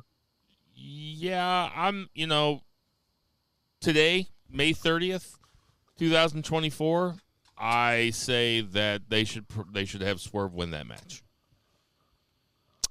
I'm leaning towards with Bill on this one. If there's a match, the first match that Ospreay has to lose, I don't think it's a bad thing to lose to the current world champion. I wouldn't be opposed to a tie, or a draw, better choice of words. That way both guys kind of, we get the match. And ooh, that's interesting. Zach, would you be okay with a draw? Totally. Yeah, not only would it be a banger match, I'd say the only negative, it is interesting they had Ospreay win that gauntlet, because now that's the challenger for Forbidden Door. And we also had the announcement, which we didn't mention, that was on the pre-show, that Martha Hart came out, and the winner of the Owen Hart tournament is going to be, for men and women, is going to wrestle for the title at Wembley. Love my it. assumption, Love yeah, it. this was really cool. should have did it So my last year. assumption was that Ospreay was going to challenge for the title at Wembley, because that just makes a ton of sense. Him holding the title and wrestling a challenger also makes sense, but it doesn't seem as like historic as him like winning at Wembley. That seems like a much bigger deal. But if he loses to Swerve at Forbidden Door, which would also, it'd be fine and not be in the world for anybody. How do you get him into that Owen Hart thing? I feel like the Owen Hart Cup would either have been announced or started, and if he is already the number one contender from winning this gauntlet match, how do you justify him also being in the Owen Hart tournament? Or maybe are they going to maybe somebody can put their title shot on the line, right, and he can win that? It makes it interesting that it was interesting that he won on Wednesday and that he's now the number one contender now. It is interesting. It is interesting, and it doesn't sound to me like you're criticizing it. You're asking a bunch of fair questions. And I think that him winning the Owen Hart tournament would make sense also, but it's like, how's he going to do that if he's fighting for the belt? But I'm not going to complain about them putting Will Ospreay as the number one contender this soon. This is what we asked of them to do. It's like, okay, you got the magic fucking lamp. Now fucking rub it. Let him work for you. So I'm not going to complain about that. But everything that you asked is making me think about it in a way that I wasn't thinking about it before, because I forgot about the Owen Hart angle. Or the Owen Hart, not angle, he passed away a long time ago, but the Owen Hart tournament angle. Right. Like, what it sounds to me is all Bill wants is just swerve in the glory. Just take a minute and just swerve in the glory. Well played, sir. They should have Keith Lee come out and interfere on behalf of Swerve. Stop. Not even interfere. Not even interfere. Just walk out there with Prisnana on his shoulders, like a little kid at the zoo. Yeah, right. And they're just fucking swerving while they drive. I'm not disagreeing with any. Nana's wearing a propeller on his hat. He got one of the beanies. He's just feeding him Cheerios. Nah, man, that's about to say Nana's bigger than that now at this point. I'm about to say we need to treat that man with respect that he deserves. He's shorter than you. True story. Osprey's gonna miss the house cutter because he slips on a zebra cake that he's placed on the mat. I'm just writing down the jokes from now on. Because he doesn't know how to do it from his knees. Zebra cakes. Every morning I wake up and I'm like, man, there was like fucking 10 killer jokes last night. I don't remember a single one. Yeah, I got to go back. I don't ever remember anything either. Okay, and then what was next? Or last? Next was Anarchy in the Arena. And, not a ton to say about this. I'm not going to run it all down, but it was Jack Perry, Okada, and the Bucks versus FTR, Bryan Danielson, and Darby Allin. Lots of crazy shit. They were playing the Bucks music, and then Danielson told them to stop and have to play the best theme song in wrestling history. And so they played the final countdown until Matthew told them to stop because it cost them $200,000 every time it restarted, and they're on a budget, for God's sake. Oh, man. I was like, really that's good. Yeah, I was like, well played. It's an extremely funny joke. Yeah, it was great. And, yeah, there was some stuff with a vehicle that seemed kind of confusing in the back. Allen and Perry were fighting, and at one point he is drowning him in water, which was just a cover for whenever Jack Perry came out looking all wet because he was covered in fire retardants because he was then set on fire with the flamethrower by Darby, which was probably the craziest thing in the match. I'd say it was the craziest thing in the match. Yeah, motherfucker. Yeah. Just like this podcast, it was lit. Yeah, I would say that's it. There was an exploding chair. The Bucks had their new shoes that you can buy at Champ Sports, covered in thumbtacks. Dude, stop being a mark for the Bucks. They're not giving you anybody. Just stop it. How do we know? I think the shoes are sold out. Speaking about being on your knees, here goes Zach talking about the Bucks. Listen, I'm with them these days. I think that they're the greatest tag team of all time too. I'm with them. Listen, he converted. Look at him all proud of himself. The flamethrower spot is some Tony Khan cokehead booking. Sometimes you got to say no to these guys. I'm still thinking to myself, no, it's not happening. No, he's not going to do that shit. Oh, he's doing this shit. Probably seems a lot cooler on paper. That's all I'll say. I like this match. We all picked the Elite. The Elite went over. It was at the end of a long night of a bunch of matches like this. It really was it was overkill. It was the pay-per-view was kind of an overbooked mess. I didn't necessarily mind the way this match was finished because Darby was the guy that was the one weak link. Everybody took their fair share of damage or whatever the case may be, but Darby was clearly the one coming in not at 100%, and they took advantage of it. The fact that they had him hanging up, upside down, they were basically, like, hey, don't forget about Darby. He could die up in this motherfucker. Yeah, please help Darby. Yeah, okay. That to me, that shows how much of a sympathetic figure he was to me throughout the match. Account. Yeah, right. So I mean, to me, I don't have a problem with. The match itself was going to be overbooked. You knew what we were going to get into. The flamethrower, I'll say this, for as much wrestling I've seen and as much wrestling I've probably forgotten in my life, that to me has got to been one of the craziest fucking spots where I was like, what the they're really getting ready to do this shit? Oh, yep, he's doing it. We should have known as soon as he brought the flamethrower out on Wednesday Night Dynamite. It was going to get used. You don't do it unless you use it. So at that point, you stay true to wrestling. I'll say this. There's a lot of shit in wrestling, a lot of bumps I wouldn't take. You could cover my legs with fire retardant stuff and shoot a flamethrower at me. I would take that bump. That there's no that was so safe that there was no chance anything was going to go. You could do it to me right now. Bullshit. Yeah. I have known you for 80% of your life. That would never fucking happen. I would completely let professionals do that. Jack Perry ain't no professional. Yeah, but bullshit. Yeah, but bullshit. No, that's 100% bullshit. true. Bullshit. I bet Zach agrees with me. No, wait, hang on. Zach, As long as I had the best tag team in the world with a couple fire extinguishers. He's heating up.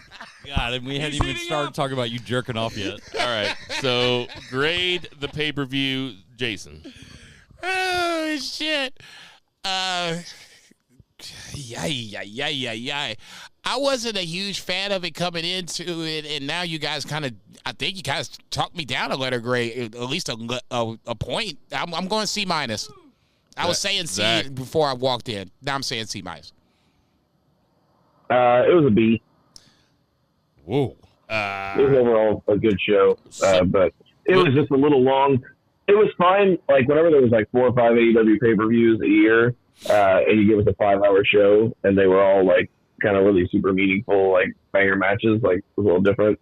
This felt just a little long, a little overbooked. So, but it was still fun. Listen, my initial reaction is to say D+, but it was a pay-per-view that had a Will Ospreay match on it, so it can't be a Will Ospreay 2024 match versus Roderick Strong. Bumps it up. I'm going C-.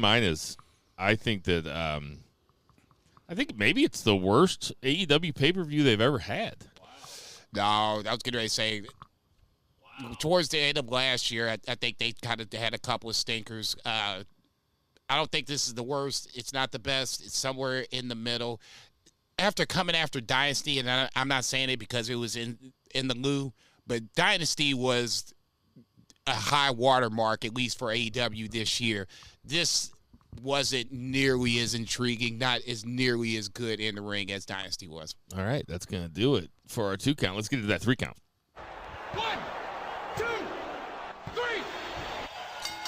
So NXT had 2 very interesting developments Tuesday night. I'm not going to go through all of NXT, but I am going to talk about Roxanne Perez comes out and cuts her heel promo, says she wants to find out who she's fighting at the next Premium Live event. I forget. It's in 2 weeks, but I forget what it's called. Battleground. Thank you. So Jordynne Grace, your TNA Knockouts champion, walks out. She was in the Royal Rumble this year in January, but she walks out with her TNA Knockouts belt, and she is going to be the #1 challenger for Roxanne Perez. This is very newsworthy, extremely rare, pretty unheard of in WWE. Can't remember the last time somebody just we've had him in the Rumble, but we've never had a wrestler from another promotion, since it's been WWE at least, come over still representing their promotion on WWE television. Kind of amazing. Zach, what did you think about it? Yeah, super surprising, and definitely a moment, kind of a paradigm shift for WWE and how they approach business. Pretty wild. Really, really intrigued here. Also, I imagine I did see that Jordynne Grace, for her title, has an open challenge out there. So assuming we're going to get somebody from WWE or NXT to go over there. If I had to guess, it'd probably be somebody like a Natalia that can go over there, have a little star power, somebody can lose. Jason, what did you think about this? Jordynne Grace was on radio this morning when I was on the way to work, and she was talking about the setup to the match, how neither one of them knew who the opponent was. Roxanne cuts her promo talking about how NXT is the best women's wrestling in all of professional wrestling, and WWE usually doesn't talk like that. They talk about, their bubble, their world, because nobody else exists.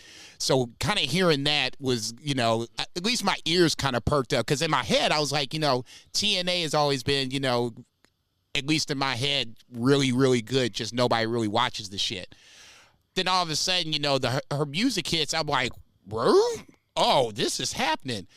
Jordynne Grace used the word partnership at some point when she discussed TNA and WWE. And I think that's important because I don't know if she left the cat out of the bag or not, but I think that word being used, at least in my mind, means that this is not going to be a short-term thing. This ain't going to be a one-off. This is going to be something that they're going to go hand in hand, at least NXT and TNA going hand in hand going forward. That makes me feel like NXT could be the third brand that we talked about many, many moons ago, that it never really happened when NXT was the black and gold and they were really hot, and we were thinking that would be the third brand. I think that was TNA's right around the third brand. It's going to be now. That was right around the time of the Survivor Series. You had NXT versus WWE, or NXT versus Raw versus SmackDown. Are we okay? So then later on, possibilities. Ethan Page shows up. Ethan Page was just recently in AEW, and Vic Joseph called it. Vic Joseph, right? Yes. Vic Joseph, he said, wasn't he just in AE, and then they cut off, which is wild. But Ethan Page also probably best known for his run in TNA. He shows up at the end of NXT also. Zach, is it possible that we are getting like a TNA NXT partnership where we could get NXT versus TNA matches? Can we have a Forbidden Door? Are we looking at that, Zach? I think so. I don't know if they'll do like a full-on pay-per-view or anything, but I think talent exchange, kind of similar. Last time we actually saw this with WWE was, ECW. Heyman would do it, and those guys would come on. So at least that's what I remember. They would do some but stuff. But that was with, when WWE owned ECW, though. No, before that. They did? Yeah, in the 90s, 96-ish, there'd be ECW stars on WWF. And Heyman would go to Vince for money because he was, always behind on stuff like that. And they would do like some partnership. Heyman really kind of helped pioneer a lot of the Attitude Era just through ECW before they were really, before he bought it. So, anyway, it is not something they've done for ever and ever and ever. But I do see more of this. I know Nick Khan has said he was open to partnerships. They're also going to be working with Marigold, which is Rossi Ogawa's promotion. So they're going to be, I imagine they'll send like a Kairi Sane or, maybe even like a Tiffany Stratton or something over there to be working Japan, which would be great for all parties. Jason, is this what AJ Styles was talking about the other night when he went up to Nick Aldis and was like, he wants one more chance at a championship, and Aldis said you gotta get to the back of the line? Could we see AJ Styles challenge for the TNA championship? Could he fight Moose? What's AJ Styles doing in the Impact Zone? Wow. I can't. I want to say he's wrong, but I mean, that's I guess I'm answering his initial question. Is this a forbidden door? Yeah. Well, the Jordynne Grace ultimately, thing, definitely. I mean, it's just a fact. No, It I is. think it's going to swing, stay open, whatever word you want to use in the sentence. WWE doesn't do things, by happenstance. They do things for a reason.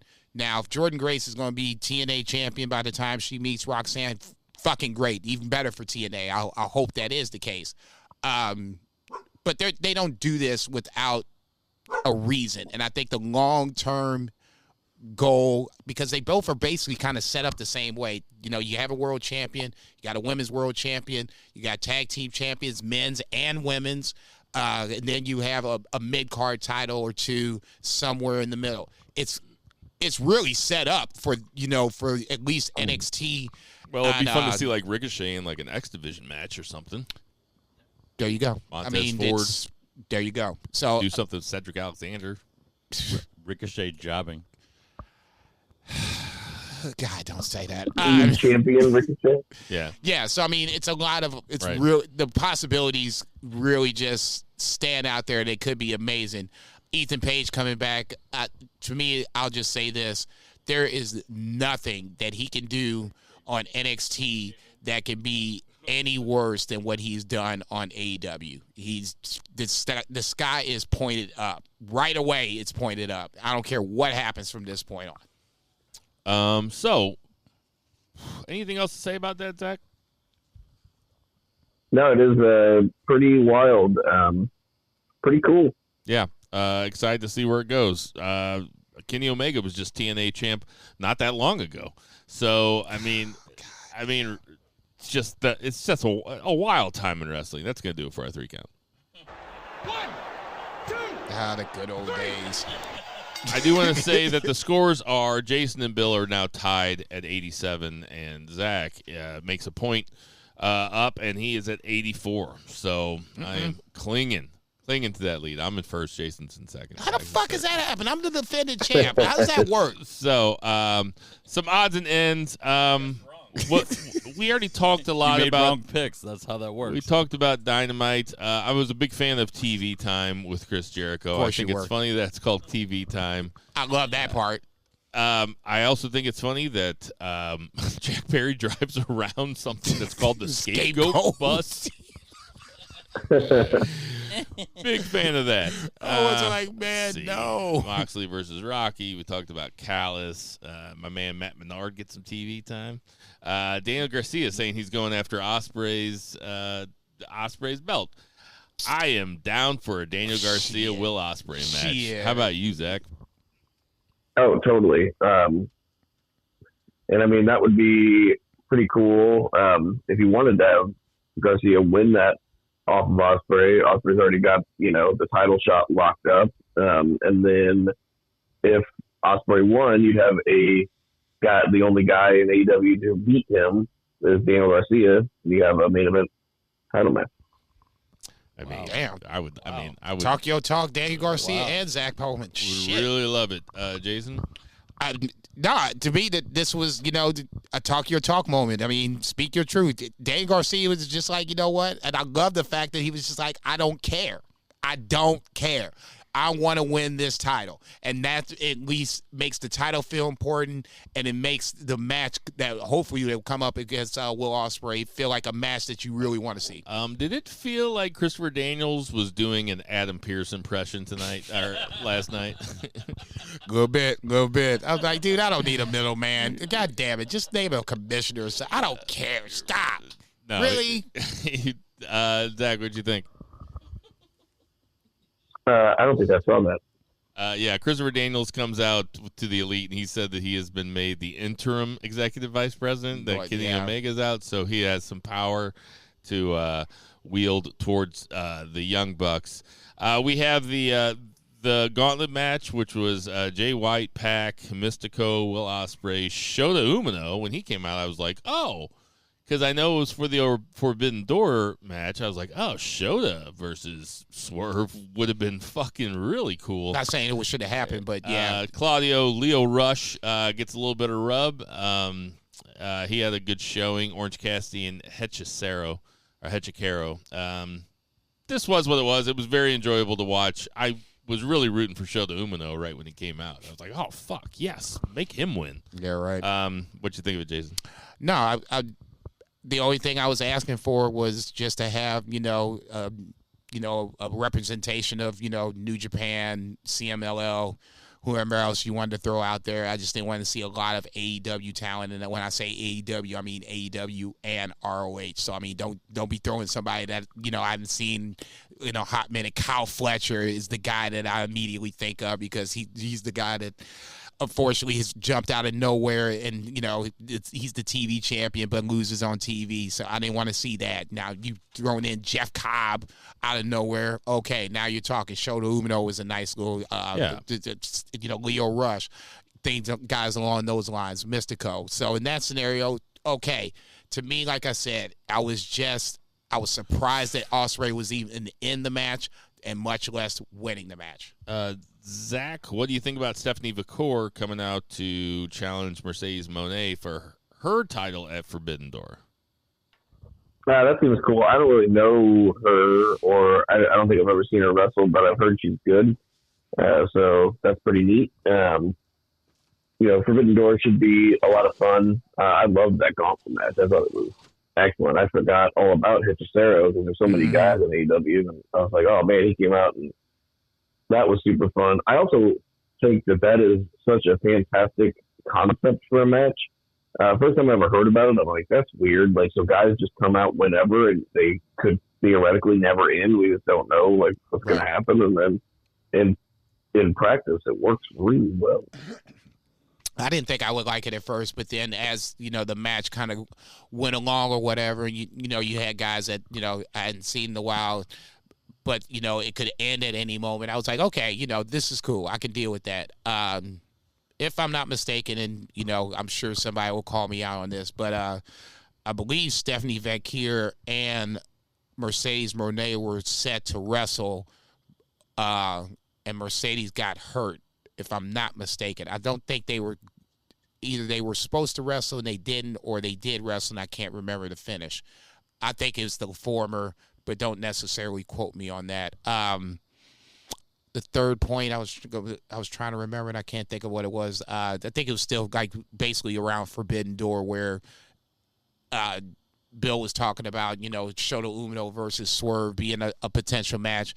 But I think that's, CMLL, like I said, there'll be another, I would like to think another component into, the Forbidden Door match. And hopefully it's not like an 8-man tag or whatever. Hechicero, we hadn't seen him since they were feuding like with, CMLL and Blackpool Combat Club.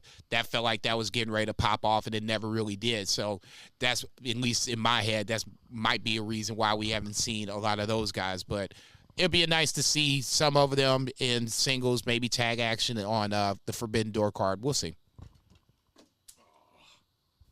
Man from Ringside. I just knocked my glasses off the fucking deck. Well, at least they went in the grass, motherfucker. God damn it. There's rocks down there. What you think about Gunther, Ludwig Kaiser, Damian Priest, and Drew McIntyre having their little powwow at start off Raw? What you think of this, Jason? Ludwig Kaiser's starting to separate from Gunther, which I think is, a pretty smart move. Gunther's over. I don't think, Imperium's not even a thing anymore. Ludwig kind of separating himself, smart move. Gunther allowing himself to back away as, Drew and Damian Priest, beefing about who's going to be the champion next. It was a really good angle. I would be lying if I said I wasn't intrigued, because every time I was like, ooh, somebody else would come out, and then, they would start doing the connective weaving and shit. So that was good. Zach. Yeah, a ton of fun. I love that after Drew came out, Gunther's just like, I'll just let you guys do this. Really looking forward to Clash at the Castle, though. Oh, yeah. I must bid you jokers adieu. That's going to be a match. They need to put McIntyre over. Stone Cold Lead Pipe Block of the Week. Zach, have you ever had a 400-pound? No. You said it. You heard it right. Yep. Okay, thank you. Zach, have you ever had a 400-pound man chase you for the entirety of Raw?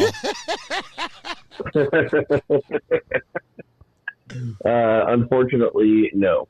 Hold on. But have you had that man chase you and you didn't pay for it? Braun Strowman chases JD McDonough for the entirety of Raw. I mean, this is some real Looney Tunes type shit, man. And to have it come out and affect the main event is pretty silly. Jason, how big of a That's Vince McMahon shit. Motherfucker, I hate you. I almost think it's too sophisticated for Vince McMahon. The only reason, like you've been chasing him around to fart on him or something. I was just gonna say that he would been farting the whole time. God bless Vince. The farts would backed him off. He would fart and he would stop. And they would take a breath. And then they'd run again. I agree with 3-Beer on this one. It felt a lot of, especially when they started to do it segment after segment. I was like, okay, this feels like a throwback to Vince's Raw. The only thing I felt, at least for me, that was different is like Bill said, the chase affected the title match. And that's why I was like, okay, as much as I didn't like it, Liv still not winning Queen is a part of the story. Liv retaining is what was supposed to happen. We don't know if Becky Lynch is going to go bye-bye or not. I think that all of that was, the way they finished it, okay, fine. I didn't like anything up to that point. They are really winding up this Alpha Academy Otis flipping on Chad Gable thing. I cannot and the believe Creed's coming out to help Chad Gable. I cannot believe they haven't pulled the trigger on this breakup though yet. Perfect. Take your time. Zach, you cool with it? Yeah, it will get to a point where, I expect it to happen imminently. I almost expected it Monday. I was really expecting it Monday. So they I'm just thinking planted the seed on Monday. Week. Well, the seeds have been planted for a long time. No. Like more so, at least for me, more so they planted the seed is like how the Creeds lost. It was fairly one-sided. This is how you know this is a hot product, though, is because this crowd is ready for Otis to turn on Gable. Oh, yeah. It is heat given from Gunther to fucking Sammy to Chad Gable to Otis. This is the way you do it. You book it from the top down, but you let the lower card, you let them cook, you let them feed off of it a little bit. This is really good shit. I want to see Otis turn on him. Yeah, I'm waiting. You know what I mean? So I liked it quite a bit. And then the other thing I wanted to talk about was it looks like Karrion Kross is only going after Xavier Woods. Karrion Kross had some pretty mean things to say about Kofi Kingston. What you think of it, Zach? Didn't make your Hulu version? No, I really don't think it did. But, I do think it's funny that Karrion Kross, it seems like recruiting Xavier Woods. I don't know, the whole idea that Kofi's washed up or whatever. It's not that old. Kofi Mini, it was I don't know, not that long ago. It's a little silly. It's a weird thing for those two teams to be working together. I was getting ready to say, what you think about it? It's about to say you the president of the Xavier Wood fan club of BFR. Well, do something with them. If you're going to have them on TV all the time, do something with them that's not just – the New Day have been stagnant. Now, I know that they sell a ton of merch, and I know that they are big stars, and they don't want to turn them heel because Xavier Woods is a big fucking star with people that I don't share a demographic with. But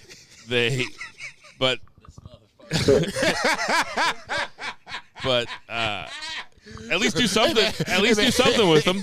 At least do something with them. I don't think they're going to, though. I don't think that I cannot see Xavier Woods turning heel. I think what Bill is trying to say, and I'm not going to speak for him, but he just wants Xavier Woods to have a new day. I really do. I really do. And hopefully it's the final testament of his career. Oh, my God. No. Love it. Jesus Christ. I'm sorry. You should be. It does result in a three-way match on Pornhub. It looks like we may be getting a Sheamus Ludwig Kaiser singles feud, which excites me quite a bit. What you think about it, Jason? No, this is what I was kind of saying. Ludwig's been kind of calling Sheamus out. Not even kind of been calling Sheamus out since Sheamus lost in the King of the Ring to Gunther in the first round. So it was nicely built up. Sheamus came back, and then they fought in the back. Spilled out to the front, whatever the case may be. Sheamus is at this point in his career where it's basically the Intercontinental Championship or bust. This is it. So at least, even if he being Ludwig Kaiser loses this feud, it should at least elevate him in the sense that Sheamus is stiff and he's going to make Ludwig Kaiser work hard. And God forbid if he doesn't go over, it'd be even better for Ludwig. And one last thing, Zach, before we're running out of computer battery, but do you love what they're doing with Braun? You got the charger. Do you love what you're doing with what they're doing with Braun Breaker? Oh yeah. They are doing a great job. He is my pick for Money in the Bank, my early pick. I would fucking love that. That would be awesome. Holy shit. Haven't even considered it. That would be fucking awesome. Tiffany Stratton and Braun Breaker. Yeah, I'm with that. There you go. That's the new crew. Man from Ringside. Hey, everybody, we got some birthdays this week. Jake the Snake Roberts is 69 years old. No way, Jose. No way, Jose. No way. 36. Jose. Montez Ford is 34. James Storm is 47. AJ Styles looking just incredible at 47. I cannot believe that AJ Styles is 47. Lex Luger is 66. I can believe that one. Stop. Check this one out. Check this one out. Velvet Sky is 40. Do your thing, Velvet Sky. Yeah, Come find me. Scorpio's sister. Oh my God. Gorilla Monsoon only would have been 87. Kind of crazy to me. Riho would have been 27. What is it? Or is 27.